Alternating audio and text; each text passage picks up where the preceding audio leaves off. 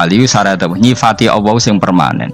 Ketika Allah mensifati dirinya al-hadi, zat yang memberi petunjuk, maka sifat ini lazimah abadi ila yaumil. Maka apapun rusak dunia iki tetap akan ada orang baik ila yaumil. Bukan karena orang ini hebat, bukan. Wong zaman rusak kok tetap bukan. Karena Allah yang al-hadi. Sing hebat berarti Allah bukan kita. Coba kita hidup di zaman akhir. Wong wedok do katokan cekak. Fitnah kayak apa? Kayak apa fitnah kita di zaman akhir? Perkara apa dadi fitnah? Jagone ra dadi menteri geger. Nak jenenge dunya. Jadi jenenge dunya, tapi tetep do saleh. Wong ibadah tambah ke kaji lo antri. Del kaji 36 juta. Indonesia ku antri-antri puluhan tahun. Wa qala ta'ala afa hasibtum annama khalaqnakum abatsan. Afa hasibtum mono to nyangka sira kabeh annama khalaqna mestine gawe ingsun kumi sira kabeh tak gawe abasan khali ora ana gunane. Masa kamu ngira bahwa penciptaan kalian tuh gak ana gunane. Wa annakum lan nyangka sira kabeh. Wa annakum lan kowe nyangka sira kabeh ilena maring ingsun kowe nyangka latur jauna ora den balekno sira kabeh. Orang yang selalu berpikir bahwa dirinya itu teledor dalam hal taat, padahal Allah selalu baik pada dia. Kalau selalu berpikir gitu, mesti ya tawalladu dadi kalahirna min hasangi hadil fikra al haya wisin. Wa hadza tafakkuru tailah mikir yazidu nambe apa tafakkur fi khaufika indal mudisi rawati min Allah sangi Allah taala. Orang yang berpikir demikian terus isin terus dadekno wedi pangeran. Wa yahmiluka lan dorong apa iki hada ka ing sira alalau min nafsika ing atase modo awak sira mengkritik diri kamu sendiri wa taubihiha lan melehno nafsika wa mujamanabati taksiri lan ngeduwi pepeko wa mulazamati tasmiri lan mulazamah no netepi cangcut. Tasmir mana cangcut nopo serius nih tasmir bahasa Indonesia ini serius.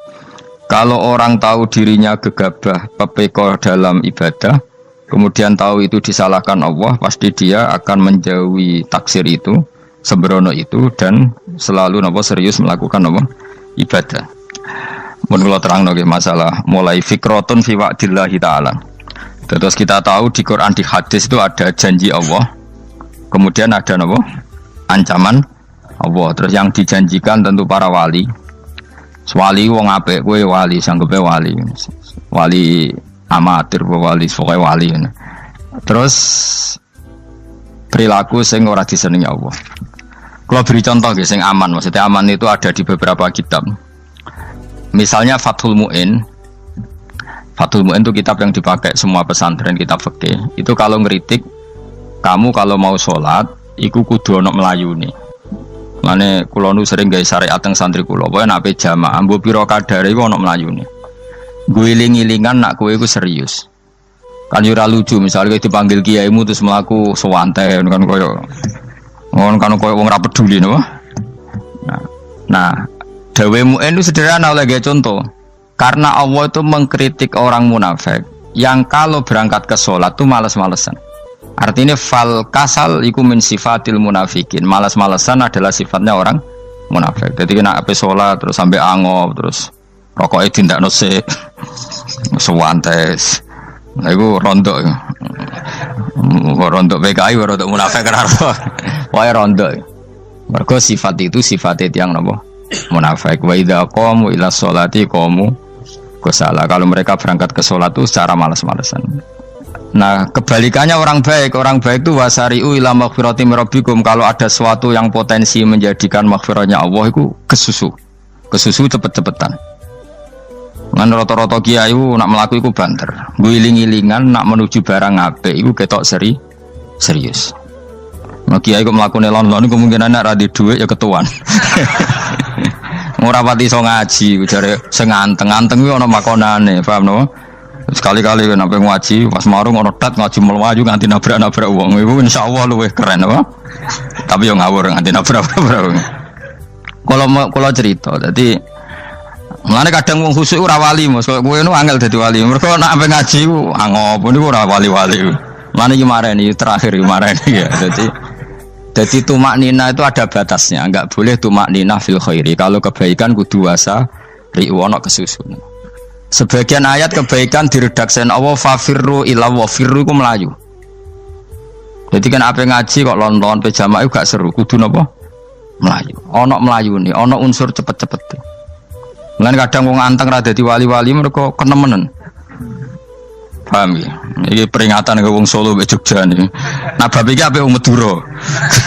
Tapi nak hadis la takhdhab ape wong Solo mbek Jogja. Dadi kok plus minus apa?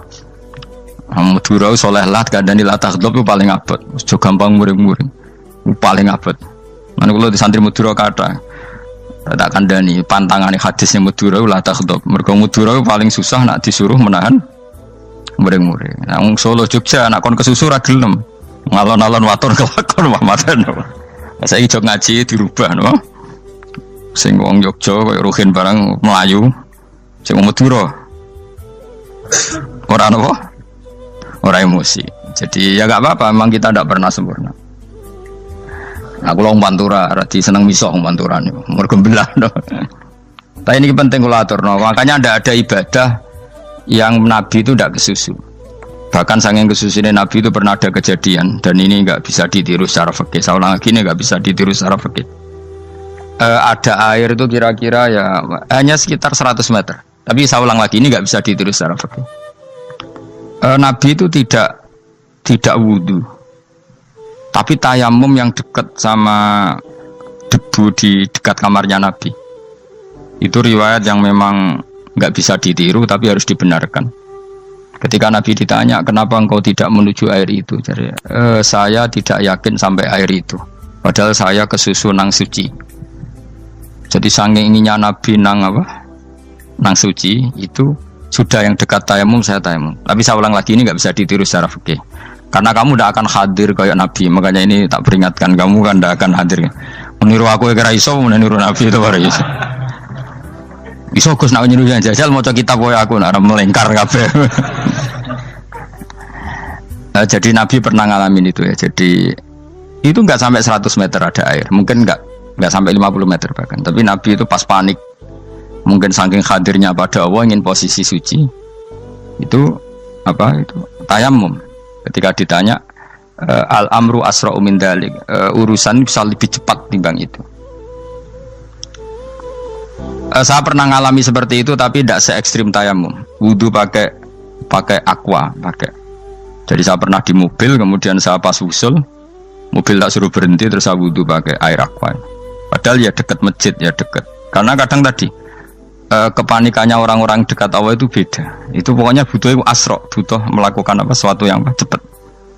Ada contoh lagi yang lebih ekstrim. Ada ulama punya baju dua. Karena orang Arab kalau pakai pakaian kan celana terus sarung baru jubah. Makanya orang Arab itu biasa pakai lafaif berlapis-lapis pakaiannya. Ya pastinya pas kondisi ideal itu biasa lafaif.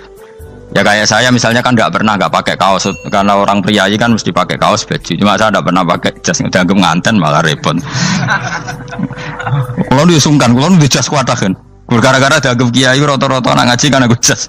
Karena jaluk kan nggung kiai. Wah bingung, bos ngekek iku niat sakake, Gus Bak ora jas ora kelar tuku tapi ya ora ro. Niate elek apik ya ora ro. Kemungkinane iku nganggep aku ora kelar tuku terus ngekeki. Itu berarti suudzon yang terlembagakan. Kemungkinane ya saking takdime wae kepengin kiai ini duwe jas. Utawa kemungkinane nih Gus Bak iku lho mau ben dikekno wong ra jelas-jelas ya. Enggak ngerti dan ndak perlu dikonfirmasi ben supaya ngamal. Lah kiai ini lagi wudu, wong Arab lagi adus ning hammam. Hammam itu pokoke dhisik kan ana pemandian umum sekarang sama lah di. Pas di pemandian umum itu beliau ditunggoni santri nih, mulai dulu ya memang ada adat ya kalau kadang dia tindak itu di daerah santri nih. Aku ora ragam daerah Mustofa, lah mlakune gede malah loro kabeh. Jak ning bandara iku sing roh terminal A1 ya aku, ndekne tiket ya aku lho derekno malah aku sing derekno akhirnya. Sembrono. Seloro kabeh diten. Opo ora ro. Swarga ya ora ro, dene sampeyan nak tuntun ya ora ro.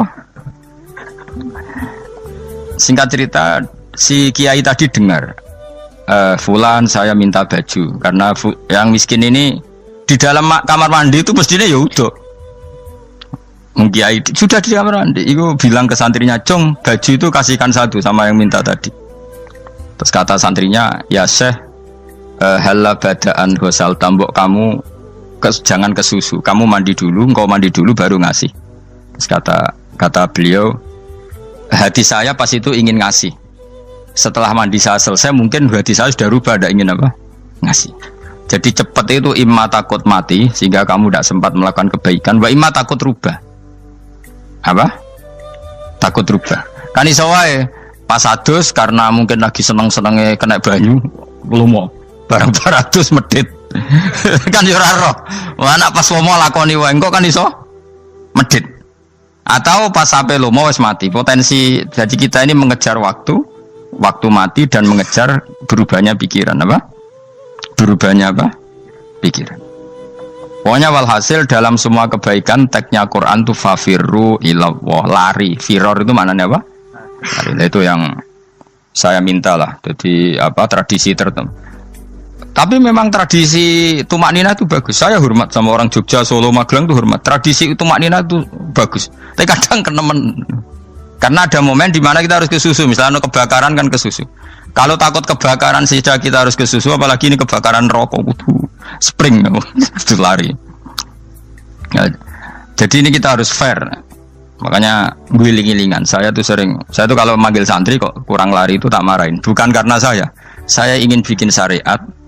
Kalau mau jamaah gitu, sa'i samu kudu mlakune iku beda. Makanya sa'i itu kan maknanya melaku kecil. Itu hebatnya Islam. Tawaf itu kan yang 3 kali pertama itu disuruh romal itu lari-lari apa? Kecil. Sa'i juga sama. Itu guling-gilingan kita ndak boleh sowan pangeran dingin-dingin saja. Emang kalau loh. Cara pangeran terus ana wong tawaf mlaku mbek angop terus santai. Iku bangune apa ibadah? Kangen aku ta ora kok saenake dhewe. Nek melayu kan seru. Apa? Senajan wis ketemu pangeran Gusti paringi sugih wis ngono lah pokoke. Ya ora kurang ajar melayu ku susu jebule njaluk apa? Sugih. Ya eling-eling ya. Jadi ini kula suwun lah.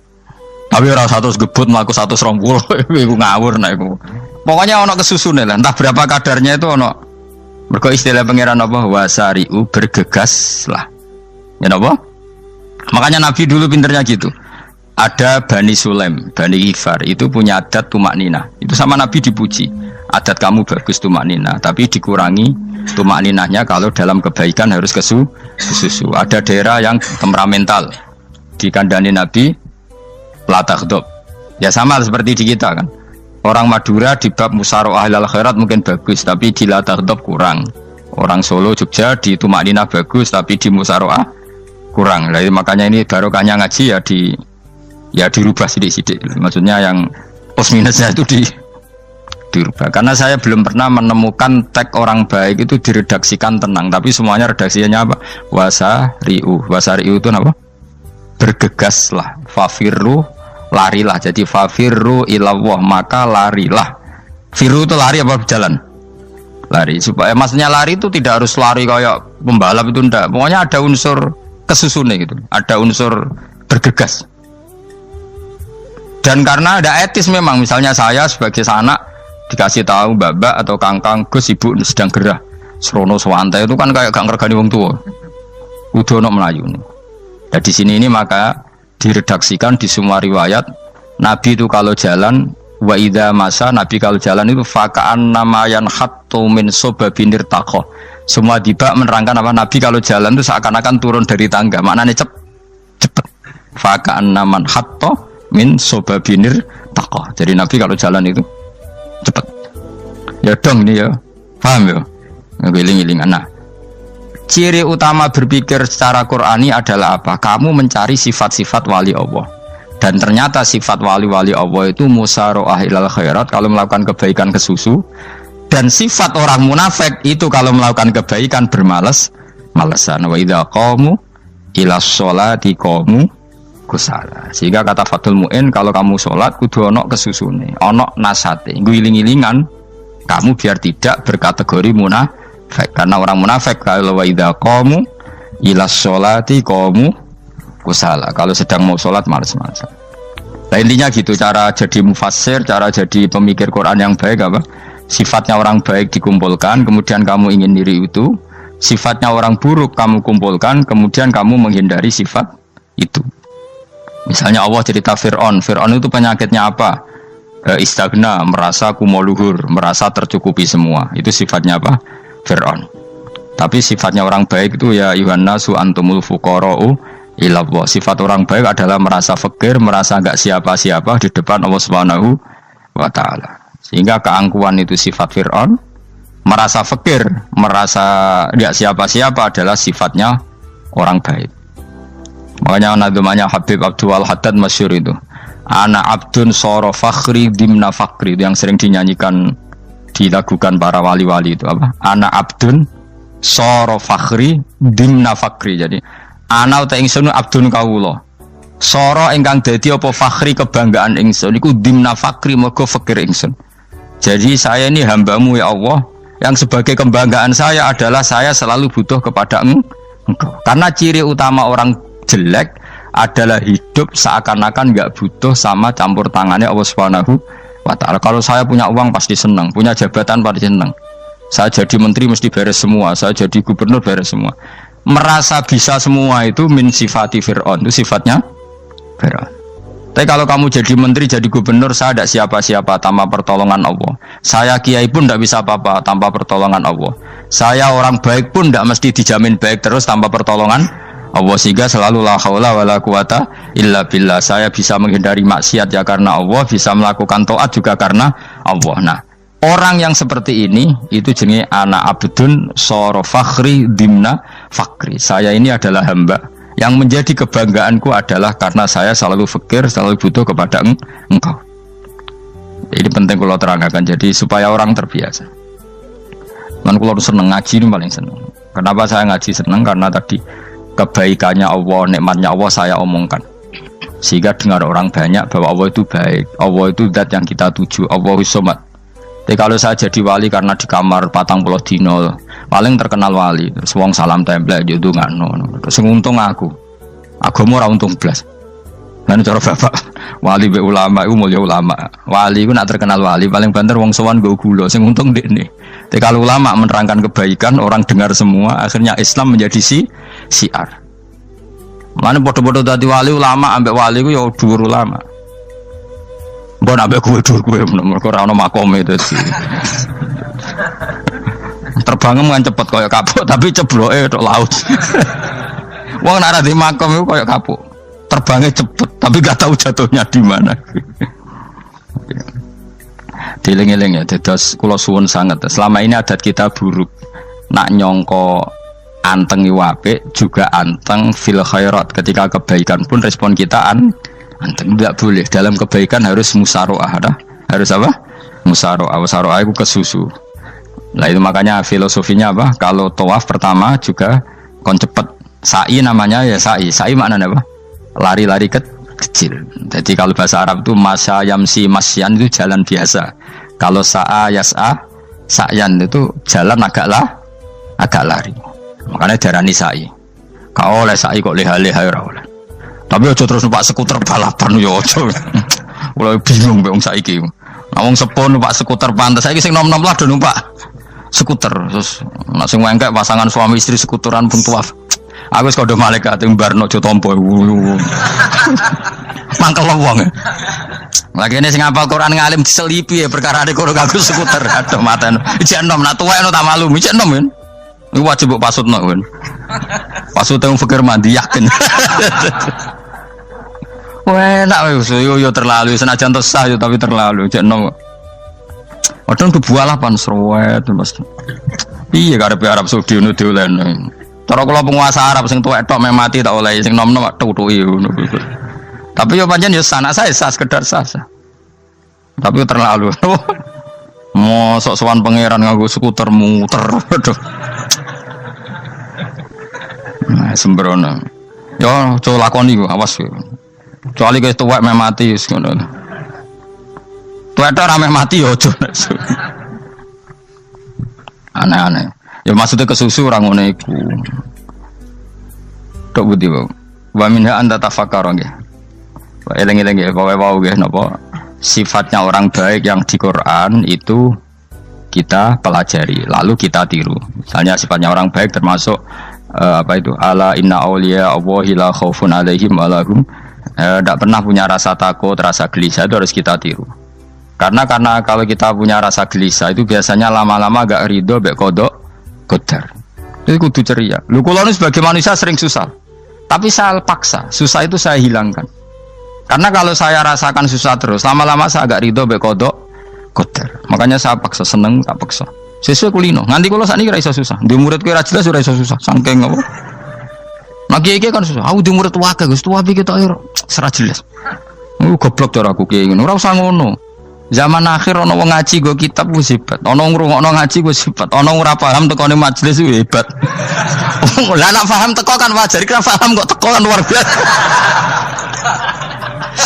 Nak ono penikmat ngaji paham biasa. Ini gak paham kok teko. Wae guyu iso. Guyu hebat itu, hebat. Nah, ono menteri dilantik guyu wajar, lu ora menteri ra kok guyu. Iku kemungkinane loro, saking waline saking gedeng niku semua. Pokoke seneng ibadah. Mergo sifate wali iku la khaufun alaihim walam, ndak ada rasa takut, ndak ada rasa susah. Lho kula sebagai manusia kadang ya khawatir. So anakku nasibe piye, putuku nasibe piye. Tapi aku anggereling saya ada ya karena Allah. Dan saya punya rezeki karena Allah. Orang lain di sana banyak orang kaya, padahal gak anakku. Berarti yang menciptakan kaya itu tidak saya. Buktinya orang lain yang gak anak kita kaya banyak, sukses banyak. Kenapa kita menjadi seakan-akan pelaku sejarah? Kadang orang kan berpikir, ya kayak orang mesti maslahat buat kamu. Pas minta itu karena tomak kamu, hadun nafsi kamu, serakah kamu, tapi nggak tahu diri, pantas taura dengan permintaan. Kayak gue misalnya Jungo dia jadi wali, isonya tersinggung, bocah atau tirakat atau jalur jadi wali. Tapi gak dungo ya Allah tersinggung, kere rasa tahu dungo. Jadi orang kalau tidak wali itu sudah keliru terus. Jadi kok di sepuro, tapi tak kira itu ada. Ya jajal gitu ngajak wali kok sabtu kok dirjilan. Kira-kira Allah tersinggung ngapa nyembah jadi? Kira-kira tersinggung. Tapi misalnya kira tahu dungo kepengen kau Imam Syafi'i, Allah tersinggung. Bocah ora di idola. Terus piye Gus?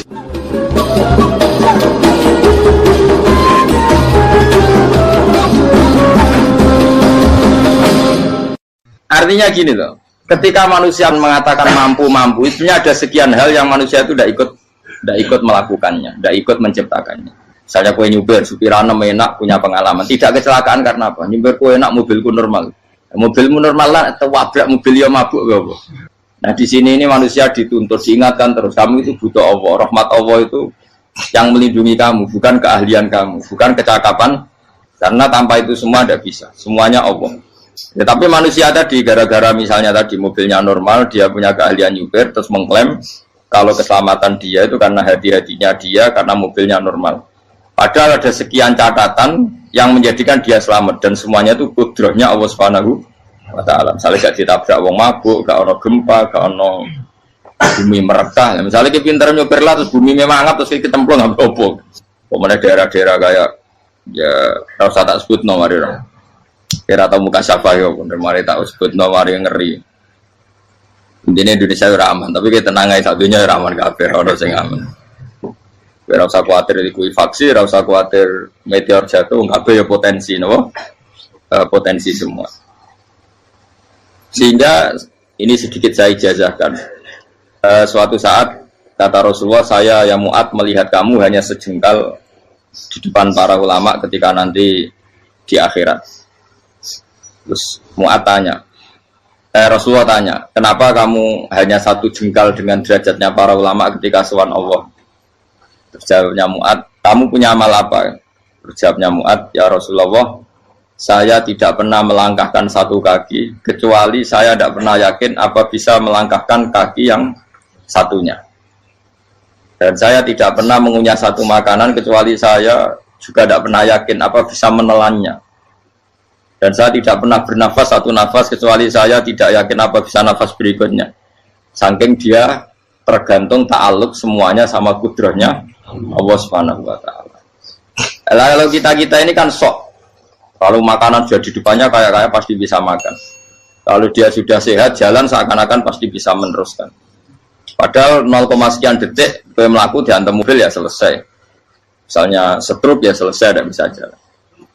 Sehingga para wali-walinya Allah itu orang yang fi lahzatin min lahadzati, setiap kedipan dia, setiap perilaku dia itu hanya ta'alluq ambil Allah Subhanahu wa ta'ala.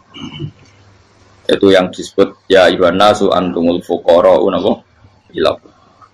Nah, kemudian resiko makom ini, ya semua makom tak ada resikonya. Resiko makom ini itu biasanya dia lupa doa. Kenapa lupa doa? Karena doa itu terdefinisikan.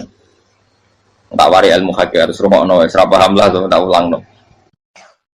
Ya resiko ilmu saya ingatkannya.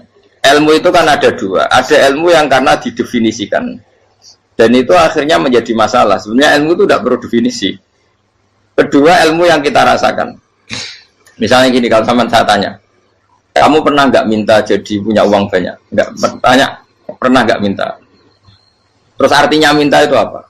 Terus kita mendefinisikan, menengadahkan tangan, bilang ya Allah, saya minta uang banyak, saya minta ingin beli mobil. Itu namanya apa? Tidak jauh saja. Doa kan? Itu kesalahan kita. Kesalahan kita mendefinisikan doa itu, misalnya menengadahkan tangan dan memohon dan menyebutkan permohonannya itu terus disebut doa. Tapi kalau menurut Allah, sistem tubuh kamu yang menghendaki punya mobil, sistem tubuh kamu yang ingin punya uang banyak, reaksi tubuh kamu yang terhinakan karena ditagih orang atau butuh uang, ini menurut Allah ya sudah kamu itu peminta-minta. Saya ulang lagi ya. Sehingga menurut Allah kamu minta tidak minta ya tetap berstatus peminta, pengemis. Nah, orang-orang yang sudah wusul, meskipun itu kondisional ya, tidak selalu. Itu ya dia pikirannya menengadahkan tangan apa enggak ya sama saja tubuhnya merasa minta. Sehingga dia tidak perlu mengekspresikan minta. Nah, terus orang yang fikih bilang seperti itu sombong. Wong kok gak tahu dungo. Sebetulnya keliru vonis orang fikih. Bagaimana mungkin dikatakan sombong? Dia reaksi tubuhnya, elemen tubuhnya sebetulnya meminta. Dia tidak berkategori meminta karena ilmu kadung didefinisikan kalau minta itu yang seperti ini. Itu kan lama. Nanti kalau suatu saat Indonesia yang kuasa itu terlalu NU atau terlalu yang tidak NU, lama-lama ada definisi. Misalnya yang dikatakan tahlilan itu apa? Ya bid'ah, Nabi tidak pernah tahlilan. Sahabat tidak pernah nahlilin Nabi. Malah nanya kaji Nabi jadi tahlil. Mana nih tahlilan jalukno sepuro mayit, kaji Nabi jalukno sepuro. Sehingga dengan tradisi itu tahlil itu masuk definisi bid'ah karena nggak pernah dilakukan sahabat dan para tabi'in. Ya salahnya kamu definisikan. Tapi kalau udah kamu definisikan, diarani tahlil, ya mau la ilaha illallah. Terus mungkinkah satu bacaan la ilaha illallah dilarang? Wong ra oleh maca kalimat tauhid. Jadi misalnya tahlil itu nafatno kalimat tauhid. Mau ketok orang ora iso dilarang, tapi nak tahlil itu mitung dinani mayit koyok budo, soalnya kriminal. Enak, ya sudah seperti itu. Makanya banyak orang salah itu karena ilmu kadung didefinisikan. Nah, definisi itu sebenarnya tidak mengikat dalam banyak hal. Ini penting saya utarakan. Ya karena seperti itu. Makanya itu masalah-masalah besar antara kita dan firqah-firqah yang lain, masalah ahli sunnah, terus masalah yang lain-lain. Memang ya sudah seperti itu. Ya saya ulang lagi ya. Ketika Nabi Ibrahim mau dibakar Namrud, itu masyhur cerita itu. Dan kemudian jadi Nabi namanya Habib Syahid. Habib Syahid itu sebetulnya hanya ngutip Habib Abdul Haddad. Jadi syair itu sebenarnya ada di Diwanul Haddad. Apa? Diwanul Haddad. Diwanul Haddad itu syair-syair Abdul Haddad ketika beliau usul, beliau mukasyafah. Terus bagian dinyanyikan Habib Syahid terjadi populer. Saya ulang lagi ya. Tubuh kita, misalnya kamu lapar, perut kamu kan mereaksi minta makan. Andaikan kamu itu Tuhan, kan kamu tahu bahwa perut kamu itu minta makan. Tanpa kita bilang ya Allah saya minta makan, Allah tahu kalau reaksi tubuh kamu minta makan. Sehingga orang yang tidak minta pun asal makomnya makom yang ikror, mengakui kalau dia butuh, ya namanya sudah minta. Tapi fikih kadang mendefinisikan sing darane minta itu hanya madhep kiblat terus menengadakan dan sebagainya. Ya sudah kita sebagai orang pengikut ya yang ikuti fikih, yang ikuti tasawuf sebetulnya itu definisi yang sepihak. Sehingga ketika Nabi Ibrahim mau dibakar Namrud, masyhur itu cerita itu. Beberapa hari mungkin bulan-bulan orang disuruh Namrud cari kayu sebanyak-banyaknya. Ketika kayu sudah terkumpul mungkin satu lapangan, Ibrahim mau dibakar. Pegawainya Namrud itu bingung caranya mencalok Ibrahim. Mereka saking gedene napa? Api. Nak didalo kok ado iku ratok tengah. Nak diparekno iku kepanasan. Masyhur. Terus setan zaman itu orang akeh dadi setan tenan. Saya kan duplikate sakake dadi setan ra tau muncul. Wong duplikate wis napa? Akeh. Singkat cerita setan itu muncul pura-pura jadi manusia terus ditemukan manjane. Manjane kayak semacam ketepil besar yang jadi menane dari kiai-kiai ketepil haram mergo penemune setan. Jari ini tuh. Tapi nak manjane penemune setan itu betul walhasil terus dibikinkan satu manjane semacam ketepil besar terus Ibrahim dilemparkan ke api. Lewat apa? Ketepil tadi idenya siapa? Setan. Nah ketika di tengah api itu unik. Kata malaikat Jibril datang terus tanya sama Ibrahim, ya Ibrahim apa kamu butuh saya? Butuh. Alakah haja apa kamu punya kebutuhan? Jawab Ibrahim lah, saya tidak punya kebutuhan. Amma ilaika fala, kalau ke kamu ndak. Karena kamu makhluk, apapun keren kamu Jibril tetap kamu makhluk. Amma ilaika fala. Ndak maksudnya butuh ke Allah nanti saya nyampaikan. Malah dinya Nabi Ibrahim kalau Allah tidak usah kamu sampaikan ya sudah tahu. Gua be Jibril. Oh anak gue ditekak kan. Ya saya ulang lagi. Apa kamu punya kebutuhan? Alaka hajalah ama ilaika fala kalau ke kamu ndak. Ndak maksudnya butuh ke Allah nanti saya sampaikan. Karena Jibril yang mentang-mentang dekat sama Allah dan tukang memberi informasi. Saya kata Ibrahim kalau ke Allah sih tidak perlu kamu. Dia sudah tahu. Nah itu terjadi namanya Habib Abdul Haddad masyhur itu apa? Hasbi min su'ali ilmuhu bihali. Jadi cukup ilmunya Allah itu menjadikan saya tidak perlu minta. Hasbi min su'ali ilmuhu bihali. Jadi ada kondisi tertentu yang para wali itu saya ulang lagi kondisi tertentu. Yang para wali itu ya tidak minta. Tapi kalau itu ditiru jenengan semua ini jadi keangkuhan. Kenapa? Wes gak ndonga tangane ditenangkan. No, atine ora eling pangeran. Kan akhirnya ra njaluk tenan. Jadi aja niru wali-wali. Nah, wali-wali itu kan misalnya tangannya tidak menengadah tapi semua sistem tubuhnya merasa butuh sama Allah. Saya itu pernah ya. Tapi itu kondisional dan saya juga ngulang enggak mesti bisa. Ketika saya umroh itu pernah saya ada satu kondisi itu doa ya di putaran pertama terus. Di putaran pertama saya berdoa ya agak banyak di multazam. Putaran kedua mau berdoa sudah tidak berani lagi. Sampai ke-7. Hari kedua ya tidak berani, hari ketiga tidak berani. Nah seperti itu tidak bisa dibuat-buat meskipun saya juga agak ingin. Tapi ya pas itu ya nggak bisa. Gara-gara itu korban kitab hikam, ya kitab hikam yang terkenal. Kitab hikam itu pernah cerita gini. Rubbama dallahum al-adab ala tarkit tolak.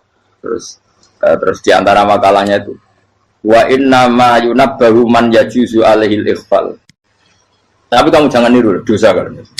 Tapi jangan ingkar ilmu ini tambah dosa oke. Jadi niru ya dosa, ingkar ya dosa. Jadi ada seorang wali kata hikam. Kadang-kadang seorang wali itu mau doa diulang itu sungkan. Kenapa? Yang perlu diingatkan itu yang potensi lupa. Allah kan masih ingat doa kemarin. Lalu gara-gara saya sebelum umroh itu mensinau kitab hikam itu agar itu ya Allah. Sing tak dungani wingi eling kok tak eling nomene yo. Dadi wa inna ma yunabbahu man yajuzu alil yang bisa diingatkan hanya orang yang potensi lupa. Sementara Allah tidak akan. Tapi kan akhirnya doanya eling. Ya Allah kayak kemarin. Hari ketiga ya Allah kayak. Makanya menurut saya ilmunya orang hakikat itu juga dari sisi kriminalnya karena ya tadi. Tapi kamu ingkar ya keliru. Memang Allah gak mungkin lupa ngapain kamu ingatkan. Makanya menurut saya Allah itu mangga terbaik benar-benar Rahman Rahim. Mestinya nak Allah terbaik itu ngomong bedino malah ngamuk. Lah aku lali tapi mbok eling dong. Tapi Allah itu ya maklumi ya, dengan kekeliruan. Kita ini kan selalu keliru. Donga terus ya keliru sebetulnya. Karena seakan-akan kan mengingatkan seseorang yang mungkin lupa. Wong Allah tidak pernah lupa kok, kamu ingetin terus. Atau kamu menggurui Allah, yaitu ya Allah nang sebadani kalau di duake, padahal nggak mesti maslahat bagi kamu. Duake orang mesti maslahat bagi kamu. Maka ada sekian contoh yang wali itu dibully pangeran. Saya sering cerita, banyak cerita wali itu dibully pangeran. Digarap ya pengen. Ini gara-gara salah itu. Saya pernah cerita dan itu ada di hikam di kitab itu. Itu ada. Ada wali itu tukang hamal. Hamal itu manol di pasar itu tukang angkut. Jadi kalau ada orang bawa barang berat diangkut dia, terus misalnya kalau dulu mungkin ya ke kereta atau ke singkat cerita terus diupai. Setelah dapat apa dia pasti pulang karena dia hanya butuh makan satu piring karena dia tirakat makan satu piring untuk ibadah 24 jam. Singkat cerita dia ngeluh ya Allah. Kamu tahu, engkau tahu, saya ini pecinta engkau. Saya ini hanya butuh makan satu piring untuk kuat sholat. Tapi kenapa harus jadi juru manol? Berilah saya rezeki yang tanpa kerja. Nah, selang sekian hari dia dituduh maling, terus di penjara, terus dapat rezeki tanpa kerja. Dia terjawab kenapa jadinya gini? Kan kamu minta rezeki tanpa kerja. Ya itu penjara itu rezeki tanpa kerja kan. Jadi Allah memperlakukan para walinya itu memang unik. Ya kadang dibully. Sehingga dalam cerita-cerita kenabian kata qadiyat itu nggak ada orang yang sering dibully Allah kayak nabinya. Karena nabi itu orang yang dicintai Allah. Jika salah sedikit saja itu toro pangeran, toro kampus itu digarap, diponcol, salah sedikit. Misalnya begini, Nabi Yakub itu kan nabi. Dia mungkin nyon jauh nggak tersadar nyembelih apa itu anak sapi itu di depan indukannya. Ya beliau mungkin spontan saja, Pak. Kalau kamu yang melakukan pasti tidak ada hukumannya karena Allah tidak pati peduli sama kamu sudah lah. Artinya nggak peduli salah pantas saya nggak jelas ya gitu. Tapi ini Nabi. Ketika itu terus indukannya sapi tadi ya Allah Yakub itu kekasihmu. Saya tidak berani sama dia karena dia kekasih. Tapi saya tutup menuntut keadilan. Dia harus merasakan susahnya dipisah dengan anak. Meskipun dia tidak nuntut rasanya roh anak sebelah itu tidak ada se ekstrim itu. Sapinya itu hanya nuntut ya Allah dia harus merasakan sakitnya terpisah dengan anak. Akhirnya Allah menciptakan Yakub mengalami terpisah dengan Nabi siapa? Yusuf.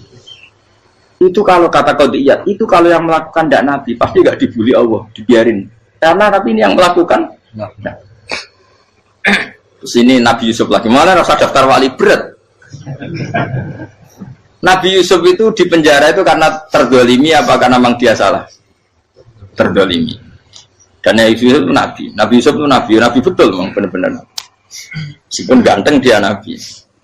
Syaratnya Nabi ganteng kira-kira mlebu. Nabi itu harus ganteng, nggak boleh. Nabi elek ora oleh. Karena Allah izin di kekasih keriting elek. Allah ya di selera. Kabeh Nabi mesti yang paling ganteng di kaumnya, yang paling nasab. Nggak boleh Nabi kok pesek, keriting, tidak boleh. Tapi kalau sudah jadi orang soleh boleh kan. Tapi kalau Nabi tidak boleh. Nabi Yusuf bukan, masyhur kan cerita Nabi Yusuf dengan siapa? Zulaikha. Dan belum ada orang dalam keadaan darurat masih cerdas kayak perempuan. Jadi singkat cerita, ketika Yusuf diajak Zulaikha selingkuh nggak mau kan keluar dari kamar. Dalalah kebetulan wa alfaya sayyidah Rajal. Itu si Zulaikha tadi spontan langsung bilang, wahai suamiku, apa hukuman orang yang ingin menodai keluargamu? Itu wong wedok. Padahal dia agak terencana, dia pun nggak bayangkan kepergok suaminya. Itu dalam keadaan kepergok itu masih cerdas. Suamiku, apa hukuman orang yang mau menyelingkuhi keluarga Anda? Singkat cerita suaminya murka, terus Yusuf di penjara, terdolimi.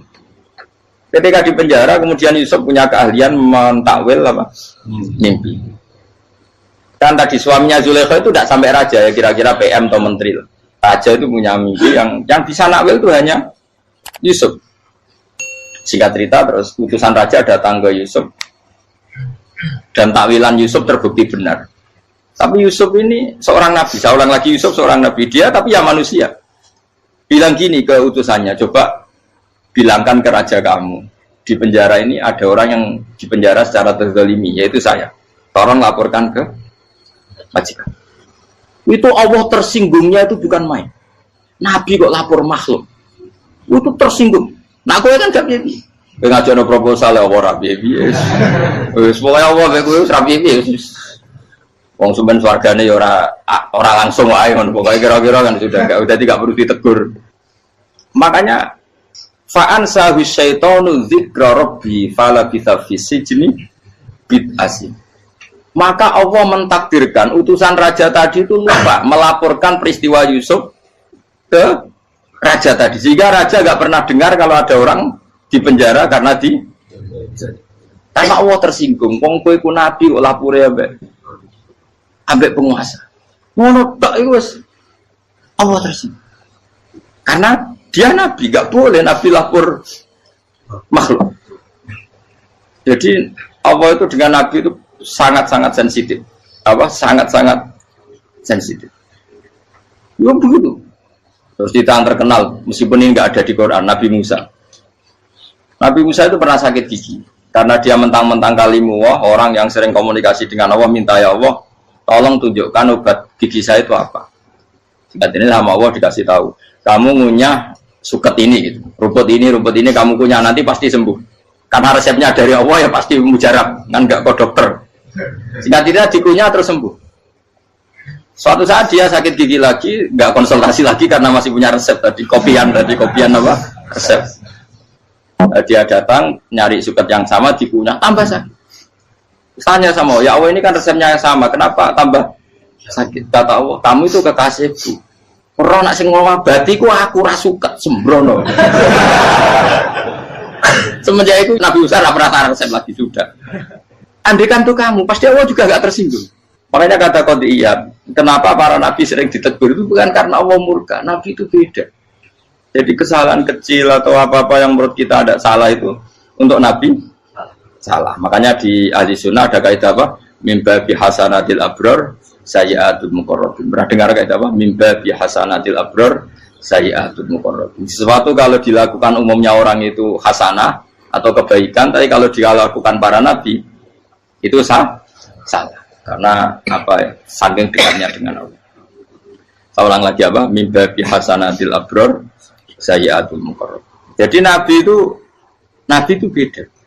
Nah, para nabi itu orang-orang yang ngalami fikir yang doa resmi kayak siapa tadi? Definisi fikir ya sering. Kayak definisi orang tasawuf yang sering. Sehingga ketika Nabi berdoa, ya memang secara disiplin ilmu yang namanya berdoa ya minta Allah dengan mengadakan tangan. Ketika enggak berdoa, karena Nabi sadar Allah tidak perlu diingatkan lagi, pasti masih ingat. Jadi dua-duanya benar terus. Makanya Nabi itu lam yazal fitaroki, Nabi itu selalu naik derajatnya. Karena pas minta ya benar, pas tidak minta ya. Tapi kamu jangan niru, dosa kan.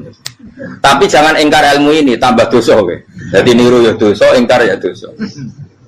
Jadi ada seorang wali kata hikam, kadang-kadang seorang wali itu mau doa diulang itu sungkan. Kenapa? Yang perlu diingatkan tuh yang potensi lupa. Allah kan masih ingat doa kemarin. Lalu gara-gara saya sebelum umrah itu mensinau kitab hikam itu, agar itu kok. Ya Allah, sing tak dungani wingi ejek eling kok tak eling nomene. Jadi wa inna ma yunabbahu man yajuzu alil yang bisa diingatkan hanya orang yang potensi lupa. Sementara Allah tidak akan. Tapi kan akhirnya doanya elik, ya Allah kayak kemarin. Hari ketiga ya Allah kayak. Makanya menurut saya ilmunya orang hakikat itu juga dari sisi kriminalnya karena ya tadi. Tapi kamu ingkar ya keliru. Memang Allah gak mungkin lupa, ngapain kamu ingatkan. Makanya menurut saya Allah itu mandat terbaik, benar-benar Rahman Rahim. Mestinya nak Allah terbaik, itu mau bedino malah ngamuk. Lah aku lagi tapi kok hilang dong. Tapi Allah itu maklumi ya, dengan kekeliruan. Kita ini kan selalu keliru, donga terus ya keliru sebetulnya. Karena seakan-akan kan mengingatkan seseorang yang mungkin lupa. Wong Allah tidak pernah lupa kok, kamu ingetin terus. Atau kamu menggurui Allah, yaitu ya Allah nang sebadani kalau di diake, padahal nggak mesti maslahat bagi kamu. Diake orang mesti maslahat bagi kamu. Kalau kamu turun terus, pas minta itu karena tomak kamu, hadun nafsi kamu, serakah kamu, tapi nggak tahu diri pantas taura dengan permintaan. Kalau gue misalnya jongo dia jadi wali, iso Allah tersinggung. Bocah atau tirakat atau harus jadi wali. Tapi gak dongo ya Allah tersinggung. Kere ra tau dongo. Jadi orang kalau ndak wali itu sudah keliru terus. Ya bukan di sepuro, tapi tak kira itu akeh. Ya jajal gitu ngajak wali kok Sabtu Qadir Jilani. Kira-kira Allah tersinggung apa nyembah jadi? Kira-kira tersinggung. Tapi misalnya kira tahu dongo kepengen kau Imam Syafi'i, apa yang tersinggung? Bocah ora di idola. Lah terus piye Gus? Piye kadung salah biasa wis. Wis bakat salah no. Bakat salah. Wis dongane sing gampang gak mesti bener. Rabbana dzalamna anfusana wa lam taghfir lana wa tarhamna lanakunanna minal khasirin. Saya pernah punya kitab dan kitab itu menurut saya luar biasa. Bahkan ketika adu bully itu, adu cara mahasiswa itu kayak pelonconan itu. Nabi sama Nabi pengiran gitu. Dan itu sekali yang satu salah melakukan disiplin ilmu, pengiran itu degradasi. Dan Allah memang mengancam gitu. Kalau kamu melanggar ini, la'ah biton namin diwanin nubuah. Nanti la'am kuan namin diwanin nubuah. Kamu saya hapus dari buku kenabian. Tes-tesannya ya lucu, pilihannya begini. Kata Nabi Musa kan ditanya. Ketika dia khutbah ditanya orang. Siapa orang paling alim ya Nabi Allah? Sekarang orang paling alim itu siapa? Nabi Musa jawab, saya kan. Ya itu Allah tersinggung karena wong kok mletene ngono. Tapi andai kan Nabi Musa kok jawab Fauzi itu salah, tambah salah meneh. Atau enggak Pruhen, malah salah meneh. Tapi jawab Musa ya salah. Saya Gusti, saya kan. Orang paling alim siapa? Saya. Allah memperingatkan Musa, ada seseorang yang lebih alim ketimbang kamu. Coba kamu harus ketemu dia. Ketemu dengan cerita ketemu Nabi siapa? Khidir. Terus dalam 3 sesi ini, 3 babak ini buli-bulian. Nabi Khidir itu dalam 3 babak ini selalu kelihatan salah. Di antaranya adalah cara sekarang ya mungkin di gonjak sepeda motor atau perahu kalau dulu yang menggratisi dia numpangi sepeda motor malah spionnya dicopot gitu. Spionnya dicopot, dirusak. Tapi Musa kan sudah digratisin malah rusak yang motornya yang apa? Menggratisin. Nabi Khidir masih tenang. Kamu tidak paham. Ya, Nabi Khidir mesti tidak kamu tidak paham. Itu kata Surahul Hadis termasuk Ibnu Hajar Al-Asqalani bilang ini. Setelah itu kedua membunuh anak kecil. Musa tambah marah. Anak yang belum punya dosa kok kamu sampai 3 kali ada 3 peristiwa. Itu kata Surahul Hadis. Andai kan Musa kok diam tidak protes, maka dia akan disalahkan Allah. Karena dia berarti membiarkan kemungkaran di depan matanya tanpa reaksi. Jadi sebetulnya ketika Musa berontak itu Nabi Khidir, Nabi tenan gitu. Jadi itu kan unik. Tapi berontak itu disalahkan. Jadi angel sandi tes-tesan jadi Nabi itu ya angel. Misalnya kok Nabi Musa itu kayak model santri Jawa Timur. Nabi Khidir salah, nggih nderek mawon. Ya ora nabi jero barang mungkar. Menengae. Berarti yo nabi goblok ngono kira-kira. Makanya memang Musa harus konsisten seperti itu, harus demo terus. Kayak saya misalnya sebagai kiai fikih, kiai ya harus seperti ini cara mulang saya. Enggak boleh saya misalnya terus anut mulang terus tawadhu semeneng terus ora karu-karuan. Jadi andekan Musa kok tidak protes itu malah salah. Ya memang harus. Dan itu Nabi Khidir, Nabi tenang. Makanya Nabi Khidir akhirnya respect. Tidak ada hati sebaik kamu Musa. Risi itu gak nyaman ketika melihat kamu. Jadi itu punya poin. Tapi lucunya Nabi Khidir yang nyalan. Tak ada rasa kok komen tak kok. Tapi harus disalah no. Ya aku dari Nabi Musa. Ya jajal, gawe peristiwa meneh aku tak sabar rata kok. Bareng. Kok jajal neh. Bareng dijajal ya protes meneh. Barang protes meneh, tinggal 1 kali kesempatan. Kowe takok meneh, wis ora dadi muridku. Dikasih kesempatan lagi, ya protes meneh dek nomor.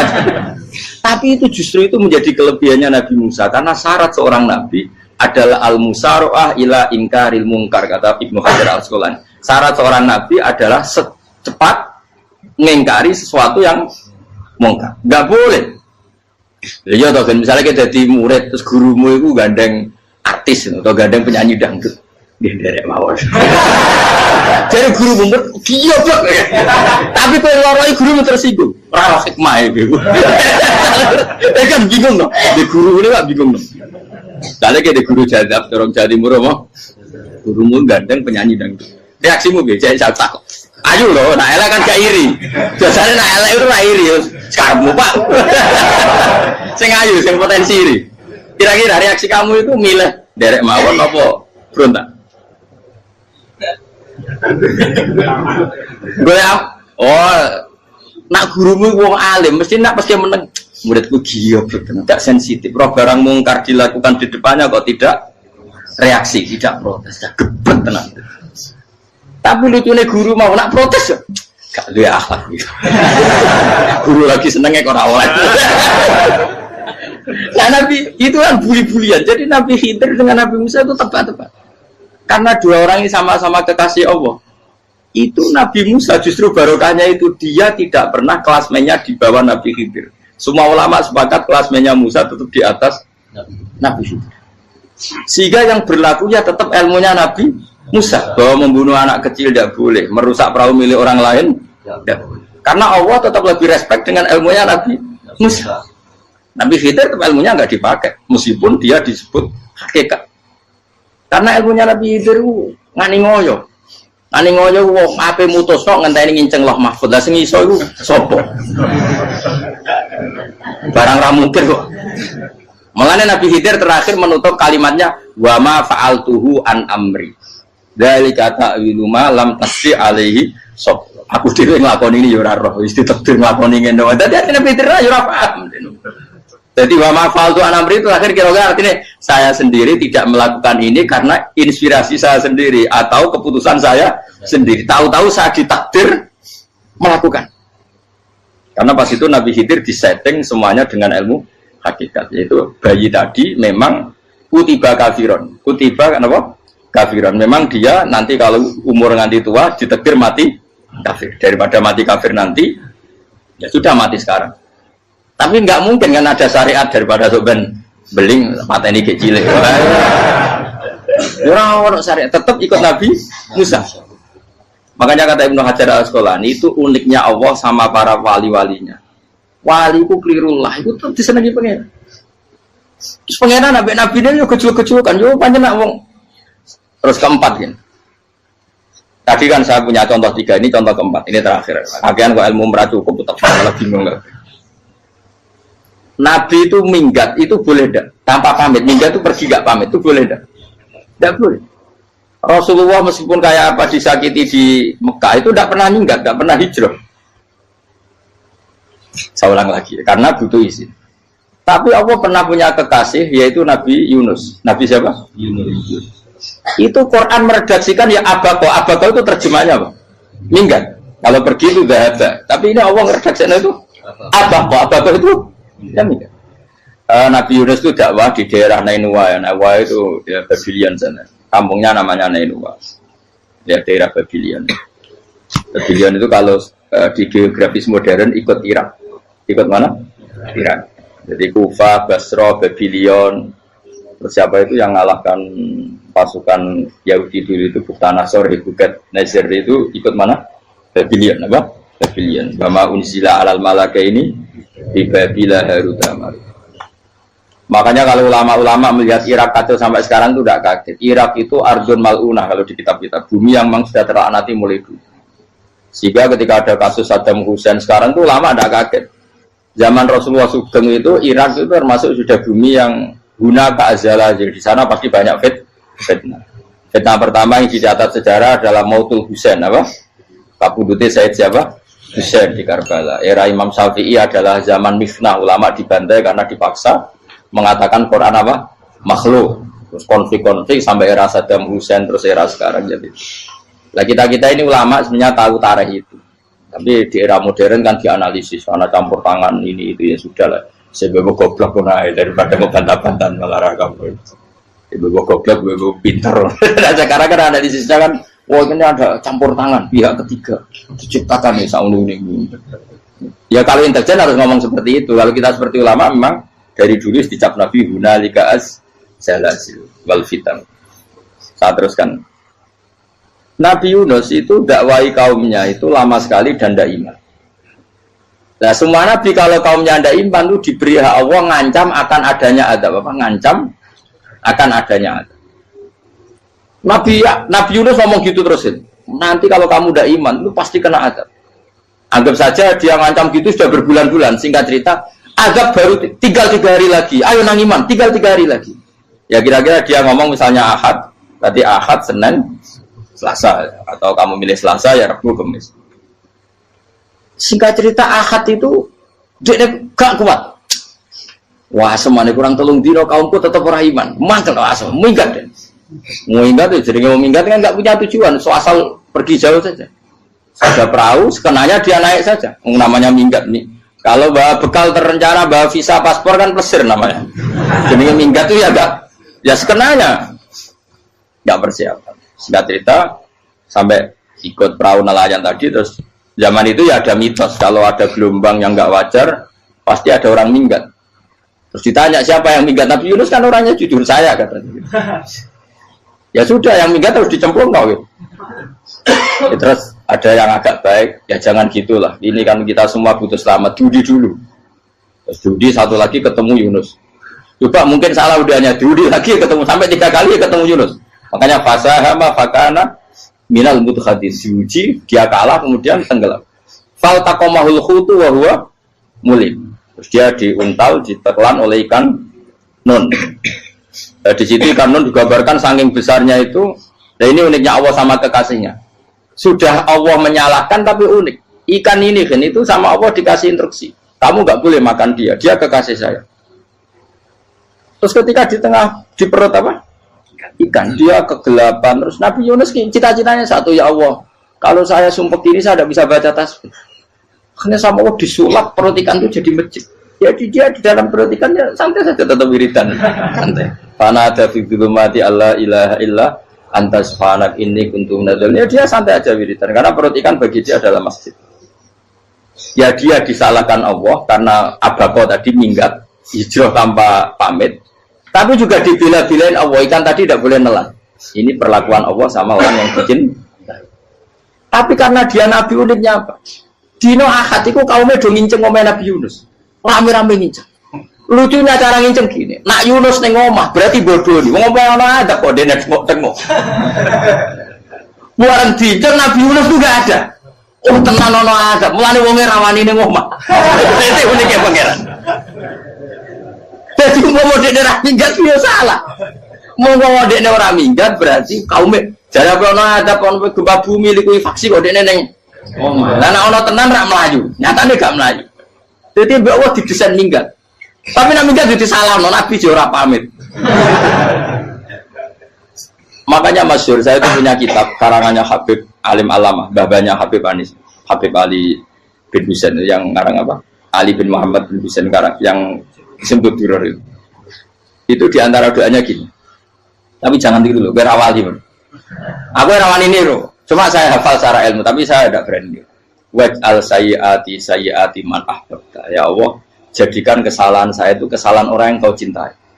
Terus pokoknya salah lagi jadi pengiran kadung seneng, salah lagi capek wae wong seneng. Waj'al sayyiati man ahbab. Wis koyo kowe lah dimanja wong tuamu, anak paling disayang. Salah wae lucu. Kowe tak cilik. Kowe seneng tak cilik. Salah wae lucu. Becano gelas yo lucu, tiba yo lucu. Tibane cah tuwek-tuwek. Bocah jelalatan mulane tiba. Nah itu barang kau menginceng omahe Nabi Yunus gak ono wong. Wah, berarti adab mau turun betul. Andai kan adab tidak jadi turun, pasti Nabi Yunus berani di tenang. Wes. Barang mulai malam Kamis, adab itu sudah kelihatan. Ada puting beliung, ada apa sudah jelas pasti ada adab. Kaum yang lapangan tobat finish secara bal-balan menit-menit apa terakhir. Woi, agak pengen ditompo tuh berarti. Wes gak sido tak adab wong kowe tobat. Singkat cerita Nabi Yunus hari ketiga atau apa dia selamat. Pakai versi yang umum saja. Selamat fal taqamaul khutu bahwa falaula annahu kana minal musabbihin la bi batni ila yaumi yub'ats. Akhirnya dimuntahkan sama ikan ton tadi terus dia keluar. Barang keluar tanya-tanya kabar, gimana kabar kampung Nenua? Baik-baik saja. Kabar awalnya mulai karena dia tahu kalau orang bohong itu dihukum mati. Padahal dia bohong, katanya Kemis itu ada adab, ternyata kampungnya baik-baik. Padahal baik-baiknya karena mereka tobat. Jadi masyarakatnya nyari dia karena mau iman.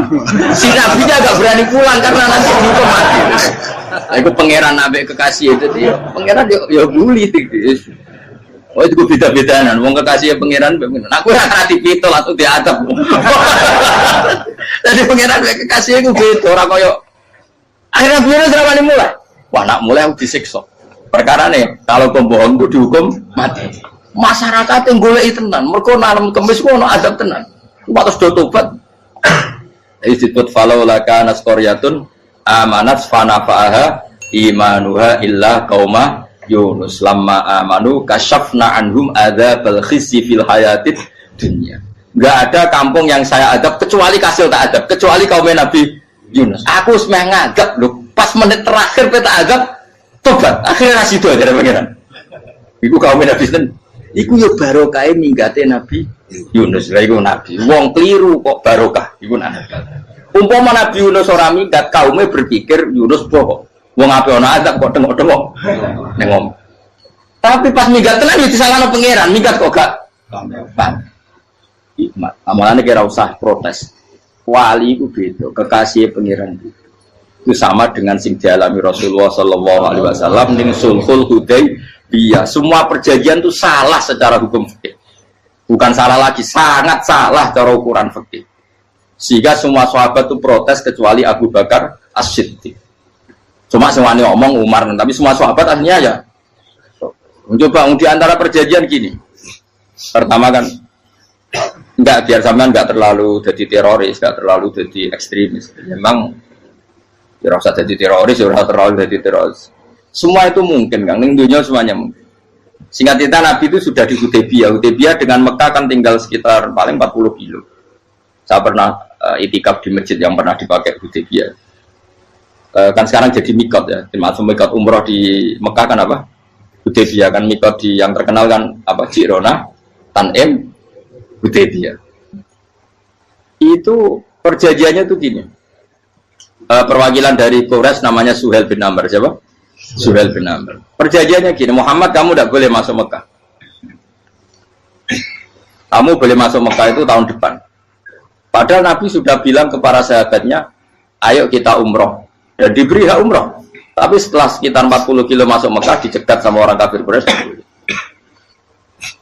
Lah, Nabi ya sakit tenan. Nabi kadung mentafsir, memberi berita gembira, saya mimpi kalian masuk tanah haram amini namu khalikin, aman semua. Semuanya bercukur gundul atau mencetak rambut. Pokoknya kata sahabat senang sekali karena mimpi Rasulullah tidak pernah apa? Tidak pernah salah. Bareng di situ di antara perjanjiannya hadza ma kataba ali Muhammad Rasulullah. Ini perjanjian yang ditulis Muhammad Rasulullah. Kata Suhail, hapus kata Muhammad Rasulullah. Kalau saya tahu kamu Rasulullah tidak saya perangi, tulis Muhammad bin Abdullah. Kata Rasulullah, ya Ali hapus tulisan Muhammad Rasulullah. Kata Ali, tidak saya akan menghapus setelah Muhammad Rasulullah. Saya tapi unik. Hapus gak populi, masih aku hapus aku tetap Rasulullah.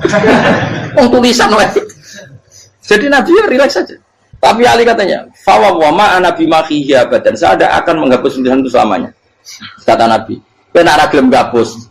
Tanganku didono, aku sing hapus. Nabi kan umi tidak bisa baca terus. Tangannya Nabi sendiri yang dilewatkan Ali ke tulisan itu sehingga terhapus. Nabi ya relax. Wong tulisan wae aku ora ditulis Rasulullah ya tetap Rasulullah. Nabi masih relax.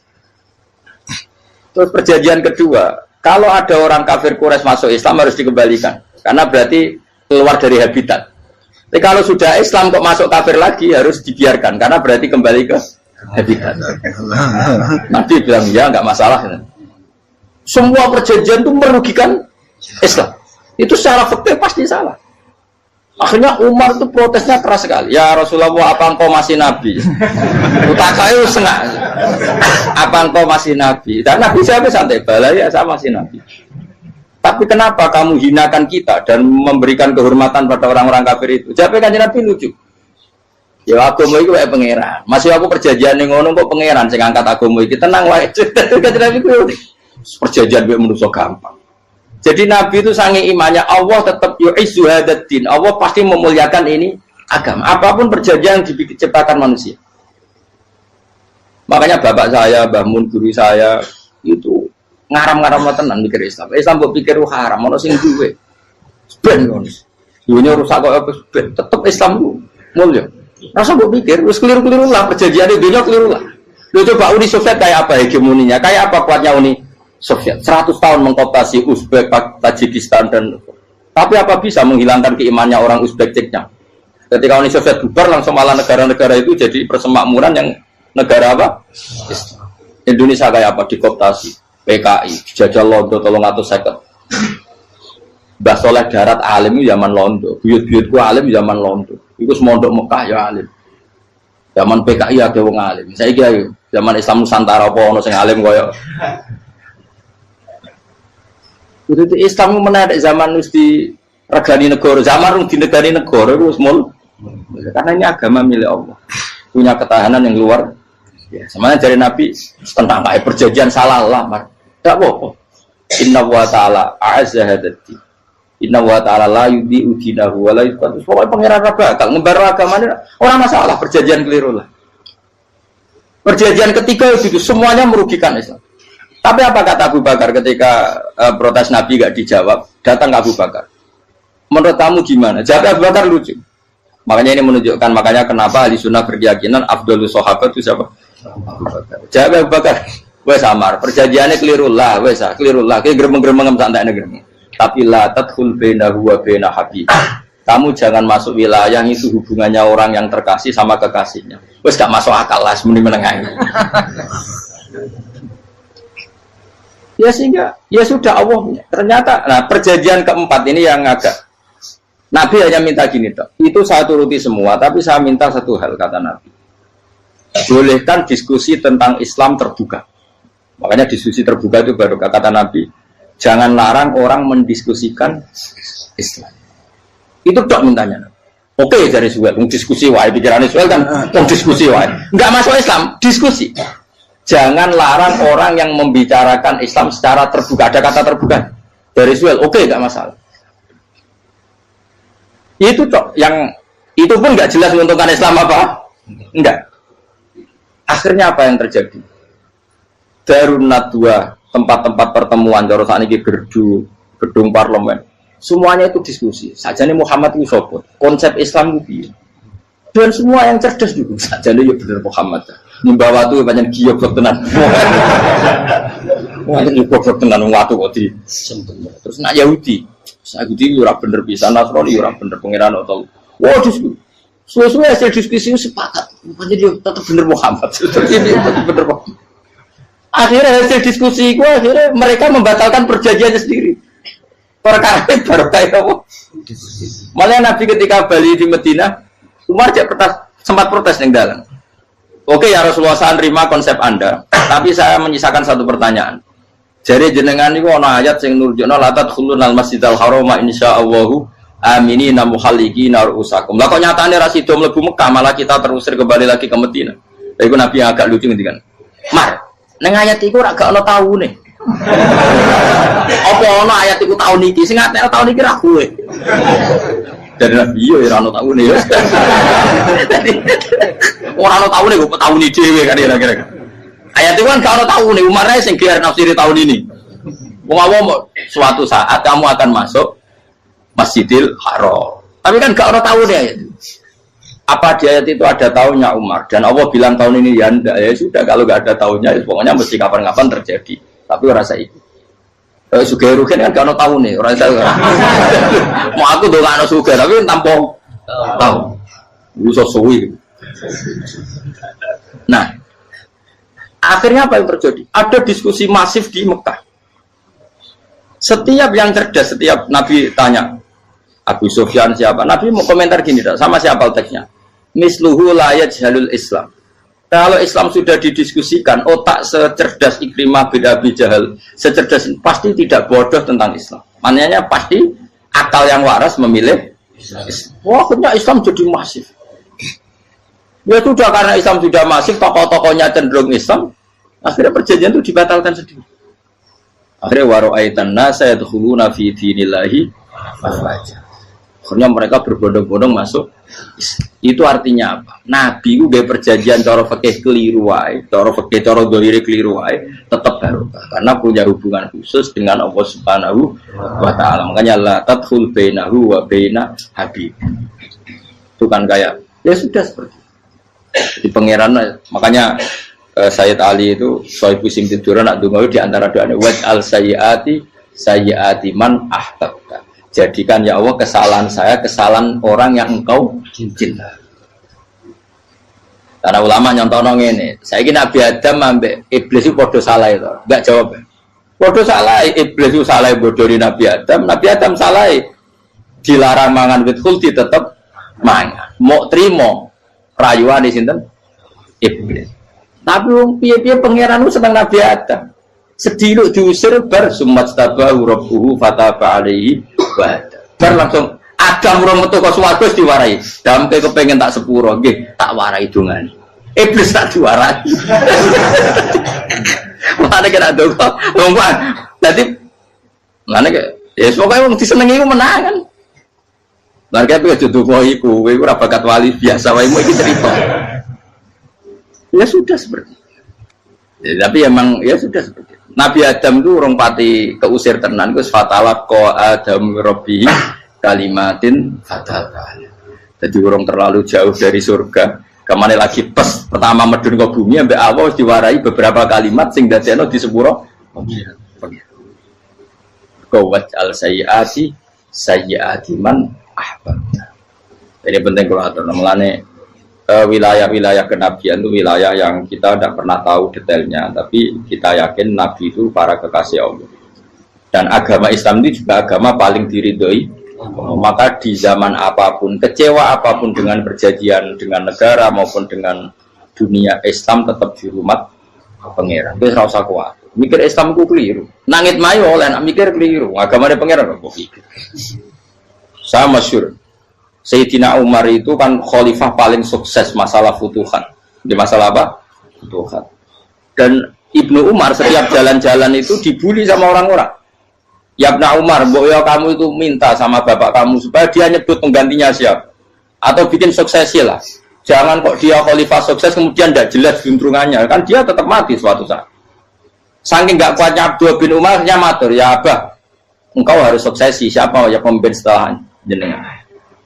Lah kenapa? Orang-orang bilang kalau ada orang misalnya penggembala kambing terus ditinggal gelanggang itu dianggap dosa karena kambingnya pasti kocar. Apalagi ini urusan umat. Kamu tahu-tahu mati sebelum sesi ini pasti kacau. Umar langsung marah. Agama Islam juga sama dengan kambing kata Umar. Agama Islam agamanya pangeran, mesti diurusi pangeran. Aku mau khilafah. Aku mau sukses. Ben aku ora usah mikir. Engko ora diurusi pangeran. Jadi Umar itu justru sangat hormatnya sama Islam itu dengan cara gak mau mikir Islam. Gak mikir berarti gak khidmah ya, tetap mengkhidmati Islam. Seperti saya ini kan yang khidmati Islam lewat mulan. Tapi orang tahu mikir nasib Islam. Islam orang kondang piye. Ditinggal Abu Bakar melaku, Umar melaku. Wali Songo mbek kowe rak mulya Wali Songo. Saiki jurus mudin yo mlaku, jurus KUA yo mlaku. Jurus mubalek sing kadang matre ku yo mlaku. Berapa kiai sing dadi oknum perkara proposal ya agama ya.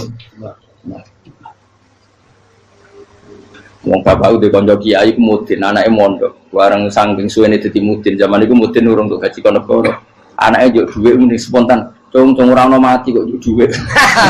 Kok ora ono mati ra entuk rezeki. Cung ora mati kok njuk dhuwit. Muli ku agama ya ra piye-piye juga. Mergo agama iki diurusi Allah. Ayo nabi palsu ben kira wae mulai Musailama sampai Musotek sampai Lia Eden. Kurang lagi. Mulai wali palsu, Romo dosa Romo sapa iku. Woi ora kabeh ora masalah. Uni Soviet kayak apa mengkooptasi Ceknya Uzbek.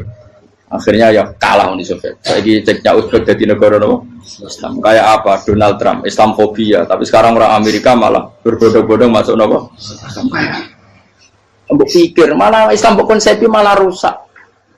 Mergo terus di metodologi. Harusnya penyebaran Islam itu begini. Harusnya mbahmu kira pangeran ngomongnya harusnya. Orang Islam kadang melaku ya lewat mudin. Saya itu punya santri, ini kisahnya kan. Itu lahirnya di Bali, itu bisa baca Fathul Mu'in. Lahirnya di Bali. Bahkan dia ketika SD itu tukang mimpin lagu Hindu. Lagu Bali itu Hindu, Hindu. Karena dia ketua kelas, tapi Islam. Semua cuma itu gara-gara jadi bapak itu bakal sate neng Bali. Ya bakal sate berhubung sukses, ponakane misalnya ini diajak orang Madura kan, aslinya orang Madura. Setelah kampung itu menjadi kampung Muslim, lama-lama berkebutuhan punya masjid. Berhubung wis anake kiai ana masjid mosok ra wong alim. Akhirnya anake dipondokno di Jawa. Pondokno di Jawa iso maca muin terus ngaji sama saya.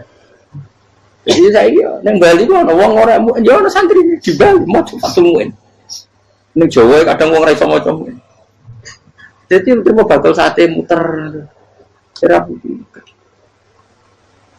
Saya Islam di Indonesia gara-gara pedagang Gujarat. Meskipun sejarah itu diperdebatkan, ya gara-gara dagang. Karena mereka Muslim ya akhirnya menyebarkan apa? Islam. Jadi semudah itu Allah. Termasuk konflik Ali bin Muawiyah itu barokahnya sama susahnya konflik itu masih banyak barokahnya. Sayyidina Ali sama Sayyidina Muawiyah, karena kita ahli sunnah ya, tidak menyalahkan salah satu madzhab ahli sunnah ini. Itu barokahnya beliau konflik itu banyak sahabat yang migrasi. Ada yang ke Cina, ada yang kemana-mana. Termasuk yang diyakini para sejarawan ada yang ke Selat Malaka. Termasuk akhirnya sampai ke Baros itu. Barokahnya orang nggak nyaman di Yaman itu di Syria sama di Irak. Jadi Allah ngendikan marojal bahro ini nopo yal taqiyan. Dua mata air itu dipertemukan. Itu banyak muara sungai itu bermuara teng nopo laut. Kados kali Kapuas, kali pundi-pundi ini sawangannya bermuara teng laut. Yaltakian di sawangannya ketemu. Tapi itu semua hanya firo'il apa? Ini dalam pandangan. Kulo nate banyak ngaji tenggene kitab-kitab karangan Imam Rozi. Imam Rozi itu ulama tafsir besar ingkang menjelaskan posisi Quran sebagai wahyu yang berkarakter bahasa. Jadi Quran ini wahyu, dia mesti bener. Tapi piye Quran itu bahasa. Ini rumakan ya.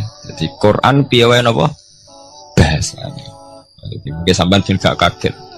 Mungkin sampean gak kaget wong imane sampean ikan mokong, ora wati paham lah iman napa? Mokong.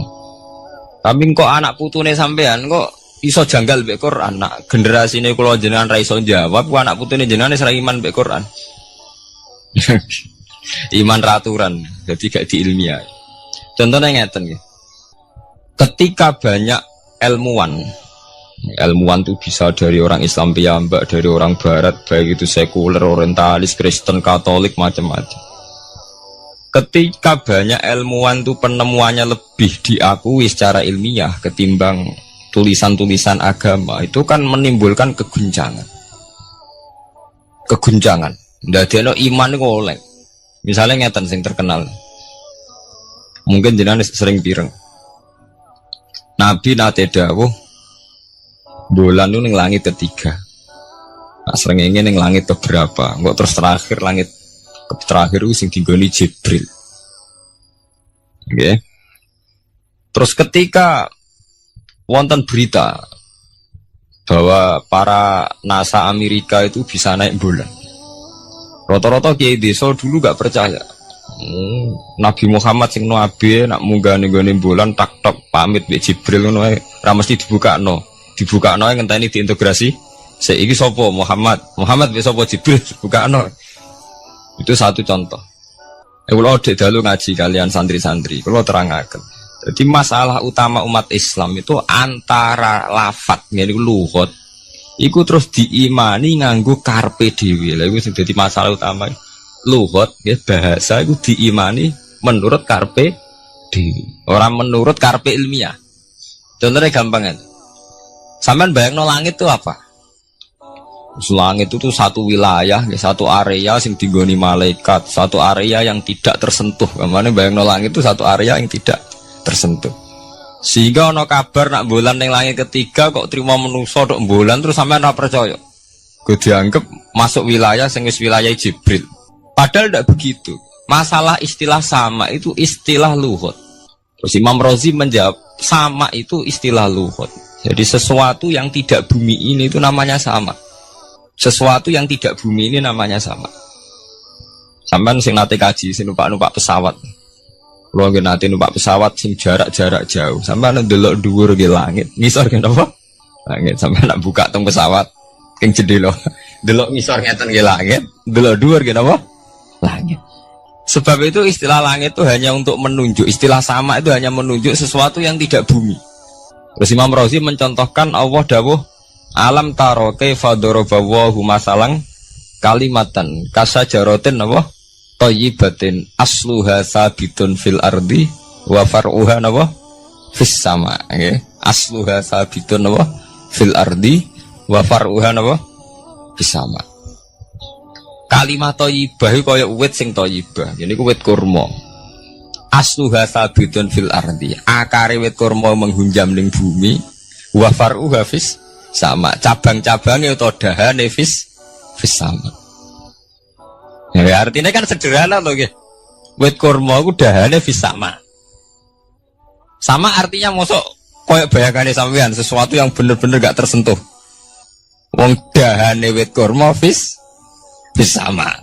Jadi kasajaratin apa? Thayyibatin asluha sabitun fil ardi wa far'uha apa? Fis sama. Sama to mriku mosok artine lemu angit sing enggak terjangkau. Wong artine kaya wit kurma sing akare menghujam ning bumi wa far'uha apa? Fis sama. Dahan-dahane utawa cabange fis sama. Sebab itu istilah sama tenggene Quran itu menunjuk satu arti yang tidak bumi. Nak sampean delok teng munjid teng kamus-kamus mutlakul uluwi, sesuatu yang atas itu sama. Paham gitu? Sebab itu ketika ditemukan, nah ini kalau cerita astronomi, ini iman itu dibaringi mbek ilmu.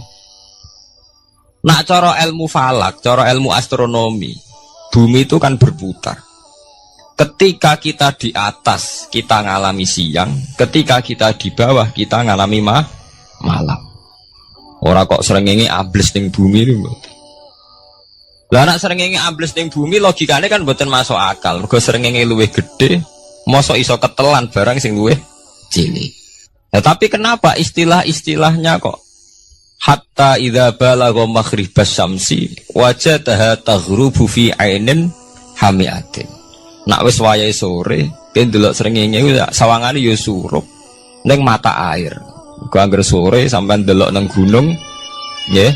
Nak sore sampai teng gunung, sampai delok srengenge sawangane ambles teng laut. Wajadaha taghrubu fi ainin hamiyah. Lah itu jalan keluarnya apa ya? Kayak Imam Suyuti ini fi ra'yil aini sawangane.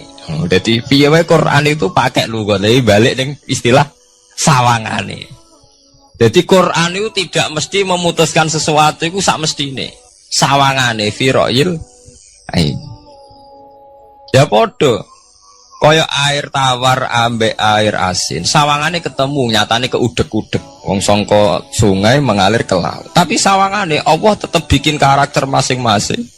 Dan keduanya tetap sesuai dengan karakter masing-masing. Jadi ahli fisika nu paham betul. Benda mbok adu kaya apa tetap mereka bawa ciri masing-masing. Go kabeh nggawa gene masing-masing. Berarti ketemu sawangane tok hakikate ndak pernah mau napa? Ketemu. Ini jenenge fira'il. Sebab itu banyak ayat-ayat yang terjawab oleh teori fira'il aini. Jadi itu sawangane. Jadi niku masalah-masalah ilmiah yang bisa menjawab beberapa kejanggalan nggih. Yes. Beberapa kejanggalan dohirin nas agama. Zaman kudu paham ngono. Mergi banyak sekarang misalnya kayak manusia itu ketika bisa deteksi janin, ahli dokter kandungan lewat macam-macam peralatan itu nggih, USG macam-macam mak saged ngerti janin itu lanang atau wedok. Nah dhisik kiye-kiye kuno ada 5 perkara sing roh apa tok, kapan udan, kapan wong mati. Terus sing ning jero kandungane wong wedok lanang apa wedok sing roh Allah tok. Kiye-kiye kuno ngoten. Tapi sakniki wong paling percaya urusan mati tok. Urusan udan secara falak, secara astronomi sangat dideteksi itu. Wong falak itu bisa ngerti iki musim rendeng, musim ketiga. Pergerakan angin sampai ndelok ning perkaryaan cuaca kira rata-rata bener. Nggih betul. Musim angin, musim hujan, musim kering. Secara ilmiah ngene ku wae. Wong ngene ku wae. Setelah kita nentukan ora ana lanang wedok ning gone kandungan wedok manusa roh sing roh apa tok. Sing mari keliru sampean nentokno. lanang wedok. Wong Allah mau dawuh wa ya'lamu ma fil arham. Hanya Allah yang tahu apa yang di rahim. Ma itu cara nahwu itu mubham. Ma itu tidak harus menunjuk laki atau perempuannya. Ma itu lafadz sing mubham. Apa saja, ya kan bisa terkait nasib, ya, bisa terkait kesehatan, bisa terkait gennya normal ndak. Tapi tahu-tahu kita lewat perasaan kita piyambak nentokno wa ya'lamu fil arham lanang wedok. Itu yang bolak-balik mulai agama rusak itu tadi. Sesuatu buat makna ini menurut karepem dewi. Iwak tunggale Allah dawuh wa ma min dabatin fil ardi illa ala wahi napa rizqu kabeh sing gremeng ing bumi Allah nanggung rezeki ini. Cara Allah mulai ambekan ya rezeki sampean ngirup oksigen ya iwak akal-akalane sampean bang rezeki dhuwit. Sehingga ketika kira di dhuwit terus janggal jare wa ma min dabatin fil ardi illa ala rizqu apa aku ra di dhuwit ra di beras. Nah, itu jenenge maknani Quran menurut karpe dewi. Nah, semaring rusak tatanan bolak-balik terus nuruti karpe dewi. Niki durungaken sanget nggih. Jadi ada masalah-masalah agama. Sing tahu-tahu kita punya pengertian menurut karpe dewi. Ngene ku wau, misale wonten dawuh wa ma min dabatin fil ardi ila ala wahiris kuha asal jenenge dabah pokoke makhluk urip mesti dijatah rezeki masing-masing. Rezeki ku cara Allah nggih mulai ambekan udara kesehatan sampean gak diantem tsunami gak diantem gempa niku rezeki. Tapi manusa di bayangan dhewe rezeki ya dhuwit. Duwe beras kathah. Nak panen kathah. Tapi manusa iku pengetahuane manusa mulane jare pangeran wa kanal insanu zaluman jahula. Manusa ujung-ujunge iku ya zalim ya bento. Jadi jahulan ora jahil iku maknane bento. Nak jahulan banget bentone. Lah kok mboten bento sepundi? Ketika sampean nganggep rezeki iku artine duwe akeh, pangeran ngelingno, duwe akeh kowe setrup ya ora iso nikmati. Ya sumpah. Nggih mboten. Ketika kowe bayangno rezeki iku beras akeh apa-apa akeh. Terus kowe kecelakaan utawa duwe penyakit-penyakit apa ya sebab itu Allah ngendikan masalah rezeki itu masalah potensi kecelakaan. Makanya Allah ngendikan teng surat Isra iku manusa oleh ngelingno nganggo teori potensi. Afa amintum ayakhsifamikum janibal barri. Allah ngelingno kowe kok ning bumi ngrasa aman, iso wae ujug-ujug ana tsunami. Iso wae ujug-ujug ana gempa. Misalnya kayak saiki selamat, iso wae kapan-kapan ra selamat. Sampai tenggene surat Isra itu diulang-ulang. Afa amintum ayakhsifa bikum janibal barri aw yursila alaikum qasfa min khasifa min bulan bal ini. Kowe kok ngerasa aman ning bumi, iso wae setiap saat kowe kena angin liung, kayak angin belitung. Kowe ujug-ujug kena macam-macam, kena tsunami, kena gempa. Lah teori ini yang sing dadekno manusa iku syukur. Sakjane kita umpama anut Quran iku urip ku yo gampang syukur tapi yo ora gampang kebablas. Manusa ora ngoten to nggih, numpak pesawat sawangane rawan kecelakaan. Nah dong-dong ning omah sawangane akeh slamet. Lah wong Aceh pas ning omah kabeh kena tsunami sedina 100.000 ludes. Nggih mboten. Tapi manusa kedikte jahule bentone wae. Sawangane kecelakaan numpak pesawat. Numpak agam air sawangane kecelakaan. Nak ora sawangane selamat. Lah wong Aceh ning omah kabeh kena tsunami entek. Yang Jogja ning omah kabeh kena gempa 5.000 bablas. Itu jenis jahula, menurut saya wakil bentone. Begitu juga menyangkut hal-hal yang lain. Mulai Allah ngelingno. Jatuh galerian sederhana era tsunami Aceh. Sampai bayangno wong kerem ning laut, nggih mboten. Saiki entek teori kerem ning laut. Wong Aceh ning darat kabeh. Mati nek kerem manusa bento. Yang saking bentone nyongkone jenenge kerem ngenteni ning laut. Pangeran ngelingno jare sapa? Tsunami ya, kerem tapi ning darat nggih mboten. Jadi pangeran ngelingno bolak-balik. Kalau nate ngaji teng Jogja ngoten. Manusa ku bento, saking bentone iku nak ngomong ke karepe dhewe. Mulane ketika Allah nurono innallaha la yastahi ayyadriba masalam ma ba'udutan. Allah iku gak izin nak sekedar nyontokno barang-barang cilik kaya nyamuk. Tapi manusa saking bentone ngoten, ambek macan wedi. Usane diterkam macan mesti mati nih. Ambek buadak wedi. Usane diterkam badak ku akeh mati. Padahal sedikan, rata-rata wong mati mbek kuman, barang sing cilik. Nggih mboten. Kabeh ahli medis, ahli ngerti nek wong jarang. Wong sing mati diterkam macan menawa mulai Nabi Adam sampai kiamat kena diitung kok nggih mboten. Nek nak mati mbek kuman. Rak barang cilik. Nggih mboten. Tapi manusa wedine ra mbek barang-barang gedhe. Ono macan do mlayu. Jare sapa saiki wong mati kok pitik flu burung ngono. Lha iku betapa bodhone manusa, gara-gara macan budi iso nyakar kowe wedi. Tapi nyatane macan mboten mateni. Sing mateni malah penyakit saka pitik trimo flu burung. Lha iku betapa doluman jauh lah. Dadi manusa ngomong-ngomong klira-kliru. Mok sawangane tok. Blunder-blunder. Mulane pangeran nak nyipati manusa wis dolim bintu. Maka al insanu zaluman apa? Jauh lah wis dolim napa? Bintu. Menjenak dituruti ngoten klira-kliru. Dadi ngomong-ngomong dibule klira-kliru. Paham ya? Iku sakniki kok sampean ketambahan ilmu anyar sesuatu itu ana sing kaitane napa? Fi ra'yil aini, mok sawangan. Sebagian ilmune manusa mau nurutin apa sawangane ora nganti tok ilmu hakikat. Sebab itu cara ilmu tasawuf terus ilmu dibagi telu, wonten syariat, wonten tarekat napa, wonten hakikat. Mergo nek umpama nuruti syariat tok wong mau sawangane tok. Ya sawangane wis salat wis sujud. Jebule atine ra melok sujud. Atine brontak ene pangeran. Artine sujud kan wong tunduk kabeh ning khairihi wa syarrihi minallah. Jebule sawangane sujud tapi grundal-grundal mek pangeran jenenge sawangane. Mulane terus wonten ilmu hakikat ora oleh mau nglakoni syariat tok, kudu ana hakikate. Muga nek ana hakikat ya ngoten niku wau. Mau barang mau amen sawangane tok. Sawangane sedekah jebule bar gaya mek unda-tunda. Berarti sampean nak nganggo ilmu hakikat kan ngerti, manusa mau koyo dakon. Jadi sampean sedekah carane ikhlas itu gampang. Nemen gampang. Cara sampean nganggo ilmu hakikat ikhlas itu sesuatu yang sangat mudah. Malah kowe ora ikhlas itu sing janggal. Lho nggih kula sering ditangkliti, Gus ikhlas kok angel. Lho cara aku malah gampang ikhlas timbang ra ikhlas gampang ikhlas. Kowe anggere ikhlas angel berarti ilmu untuk syariat tok. Nah ilmu mesti hakikat, mesti ikhlas. Mboten mungkin ra ikhlas, mesti ikhlas. Misalnya ngeten. Kula niku gadah dhuwit 10.000. Nggih, cek dhuwit, cek ilmu, cek derajat. Gadah dhuwit 10.000. Sampean kalau menurut pandangan syariat, karena dhuwit itu hasil dagangane jenengan, ya wae jenengan. Oleh tiyang disekakno jenengan wae jenengan. Gara-gara sampean ngrasa wae lho, nak dikekno wong ya abot. Nak sampean sedekah yang ngerasa iso ngundat. Lah awalnya sampean melihat itu secara ilmu hakikat, duit iki wae Allah. Wae Allah ya wae Allah ora waeku, titipan.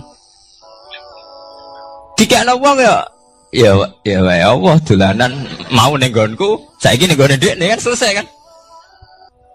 Mulane jare hikam kula tak kenang jan hikam. Cara hikam wong ra ikhlas bentuk-bentune wong. Enggak cara hikam logikane gampang.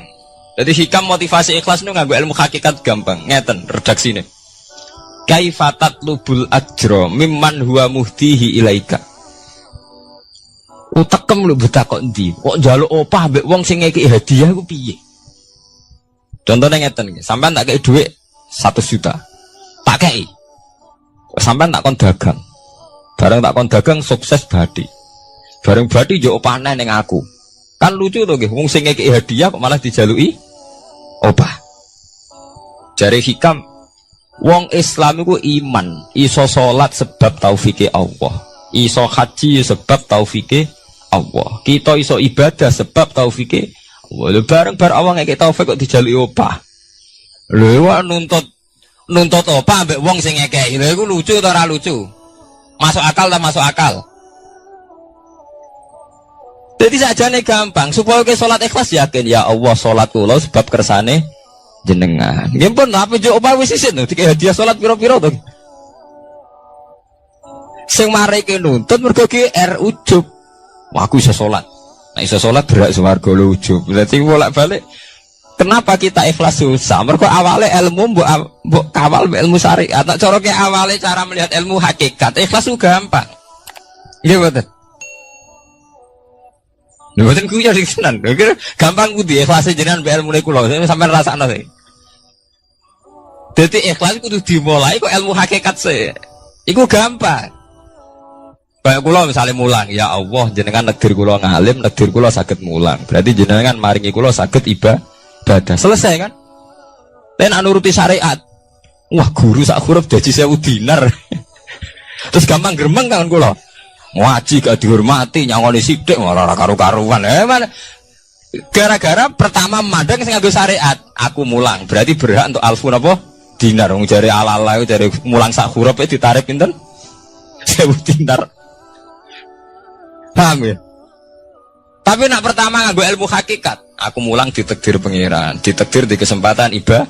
Ampun kok nganti nuntut, terus aku kepikiran jenenge nuntut, jenenge ngundat-ngundat pun mboten apa? Kepikiran. Paham nggih? Dadi saiki dilatih carane ikhlas piye anut ilmu hakikat. Ilmu sing awale wis anut ilmu napa? Hakikat. Nek kowe ya pertama nganggo syariat, ikhlas meksa kowe.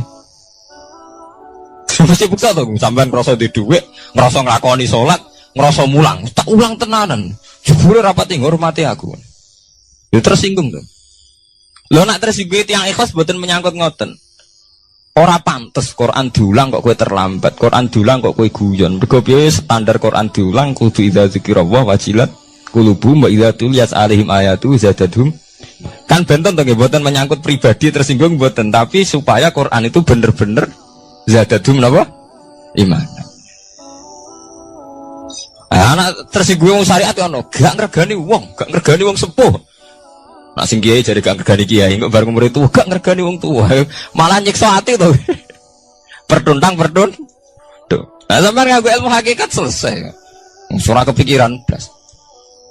Mulane cara sing aran hikam, sing aran ikhlas iku gampang. Sing mari angel kowe iku nganggo ilmu syariat. Sehingga kowe ngrasa ujug. Iku mau, dhuwit iki wekku.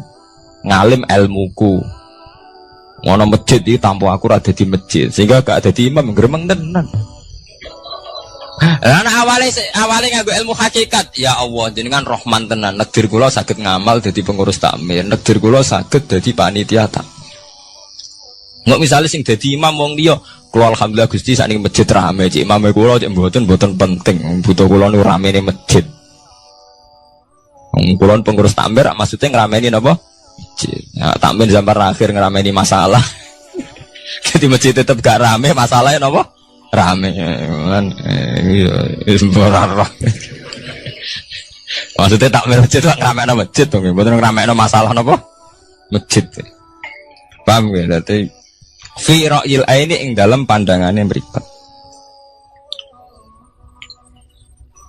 Bainahuma barzakun. Bainahuma iku tetep ing dalam antarane bahro ini. Bainahuma iku tetep ing dalam antarane bahro ini barzakhun utawi pembatas. Hajizun. Mau mun kula terangaken. Jadi hakikate antarane air tawar mbek air laut itu ada hajiz, ada faktor karakter masing-masing enggak saling terganggu. Fabi ayyi ala rabbikuma mongko kelawan dine pira-pira rahmate pangeran loro ira tukadibani gorono sira loro. Yakhruju minhumal lu'lu'u wal marjan. Yukhraju bil bina' lil maf'ul. Jadi sebagian qira'ah niku diwaos yukhraju minhuma. Bil bina' lil maf'ul wal fa'il lan fa'il berarti diwaca yakhruju minhumal lu'lu'u wal marjan. Kadang diwaca yukhraju. Ai min majmu'ihima tegese saking kumpulane bahro ini. Aso diki kang beneri fi ahadima kalan sejujine bahro ini wa te wahid wa almilku iku segoro asin. Apa sing metu al-lu'lu'u wal marjan? Al-lu'lu'u apa mutiara? Wal marjan lan perhiasan. Khirzun ahmar au sigharul lu'lu'. Wis wae gampangnya nama-nama mutiara. Fabi ayyi ala rabbikuma tukadziban. Walahul jawaril munsha'atu fil bahri kal alam. Walahulan iku tetep kedue Allah. Al jawari utai pira-pira prau. Ail sufuni tegese ai sufunu tegese pira-pira prau. Ai sufunu tegese pira-pira prau. Al munsaatu kang den wujudna. Diciptakan. Ail mukhtasatu tegese ingkang diciptakan fil bahri ing dalam segara. Kal alami king prau mau kaya gunung. Apa meneh sakniki anggar perahu ki koyo gunung. Riyen perahu niku cek cilik-cilike pangeran nyifati koyo gunung. Saiki perahu gede-gede. Tapi gini, apa jamin selamat. Ini wow manusa kedikte mbek sawangane. Nak peraune gede, teknologine canggih, sawangane selamat. Nak perahu konting sawangane kecelakaan. Nah, genane senopati kapal canggih kecelakaan si perahu kunting udah selamat malah sing nulungi. Terus kena pangeran itu surah pangeran ora kena diatur. Nah, genane wong sing ning segara ora kerem, sing tengok-tengok ning Aceh ning darat malah napa? Kerem. Nak sampean mulane wau nggih tenggene surat Isra kula duduaken. Dadi pangeran ngelingno nganggo teori kewalik, iku nganggo teori potensi musibah. Sampai ini udah dilingno afa amintum ayakhsifa bikum janibal bari ayursila alaikum khasba ayursila alaikum qasifa menaruh bulan baleni. Kowe kok ning bumi ngerasa aman. Setiap saat iso wae ana tsunami, setiap saat iso wae ana gempa, ana angin beliung, ana macam-macam. Jika manusia itu tidak pernah lepas ngerasa butuh berlindung ning Allah Subhanahu wa taala. Selama ini kita kan boten to nek numpak pesawat oleh ndonga entek-entekan. Kesawangannya parak musibah. Nek ning omah sawangane aman. Seringkali kita mendengar ketika orang tawasul mengucapkan kata ila ruhi, ila arwahi, dan ila hadrati. Bahkan ada juga yang mengatakan ila ruhi fi jasadi. Akan tetapi tak sedikit pula yang tidak mengerti apa perbedaan dari ketiga kata tersebut. Baik ila ruhi, kalimat ila ruhi mempunyai arti sebutan kepada sebuah ruh seseorang, atau bisa juga dikhususkan. Kenapa? Karena kalimat ini bermakna tunggal atau ditujukan kepada satu orang. Oleh karena itu, pada kalimat ini penggunaannya biasa ditambahi kata khususon. Misalnya khususon ila ruhi abi wa ila ruhi umi ilahumul fatihah. Seperti itu. Kemudian ila arwahi. Kata ila arwahi adalah bentuk jamak dari kata ruh. Penggunaannya dalam praktek bertawasul ialah sebagai pengantar jika yang kita kirim Al-Fatihah adalah beberapa orang atau lebih dari satu orang. Misalnya, summa ila arwahi jami'il ahli kubur minal muslimina wal muslimat wal mu'minina wal mu'minat Al-Fatihah. Atau misalnya summa ila arwahi khususon jamil ahli kubur, keluarga besar bapak pulan bin pulan, sebutin semua nama almarhum keluarganya, lalu Al-Fatihah. Jadi di sini perbedaannya dari kedua kata yakni ila ruhi dan ila arwahi ialah pada penggunaannya antara satu dan banyak orang kita sebutkan. Kemudian kita juga mendengar kata summa. Kata summa sendiri berarti kemudian. Kata ini sebagai penghubung antara orang yang disebut pertama dengan orang berikutnya. Lalu yang ketiga ila hadarati. Ila hadarati ialah sebutan yang digunakan untuk merujuk kepada seseorang yang dinilai tinggi derajatnya di hadapan Allah Subhanahu wa taala atau orang yang dicintainya. Penggunaannya sebagai bentuk penghormatan atau memuliakan kepada orang yang disebutkan. Yang di sini diketahui orang tersebut sudah tidak terbantahkan iman dan keilmuannya.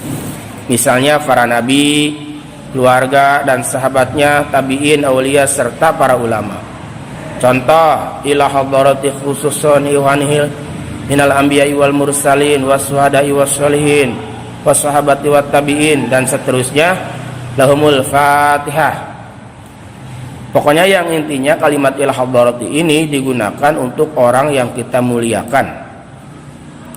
Kemudian juga ada ila ruhi fi jasadi atau ila jasadi. Nah, ini keperuntukannya bagi orang yang masih hidup. Kenapa orang yang masih hidup bisa dikirimi Fatihah?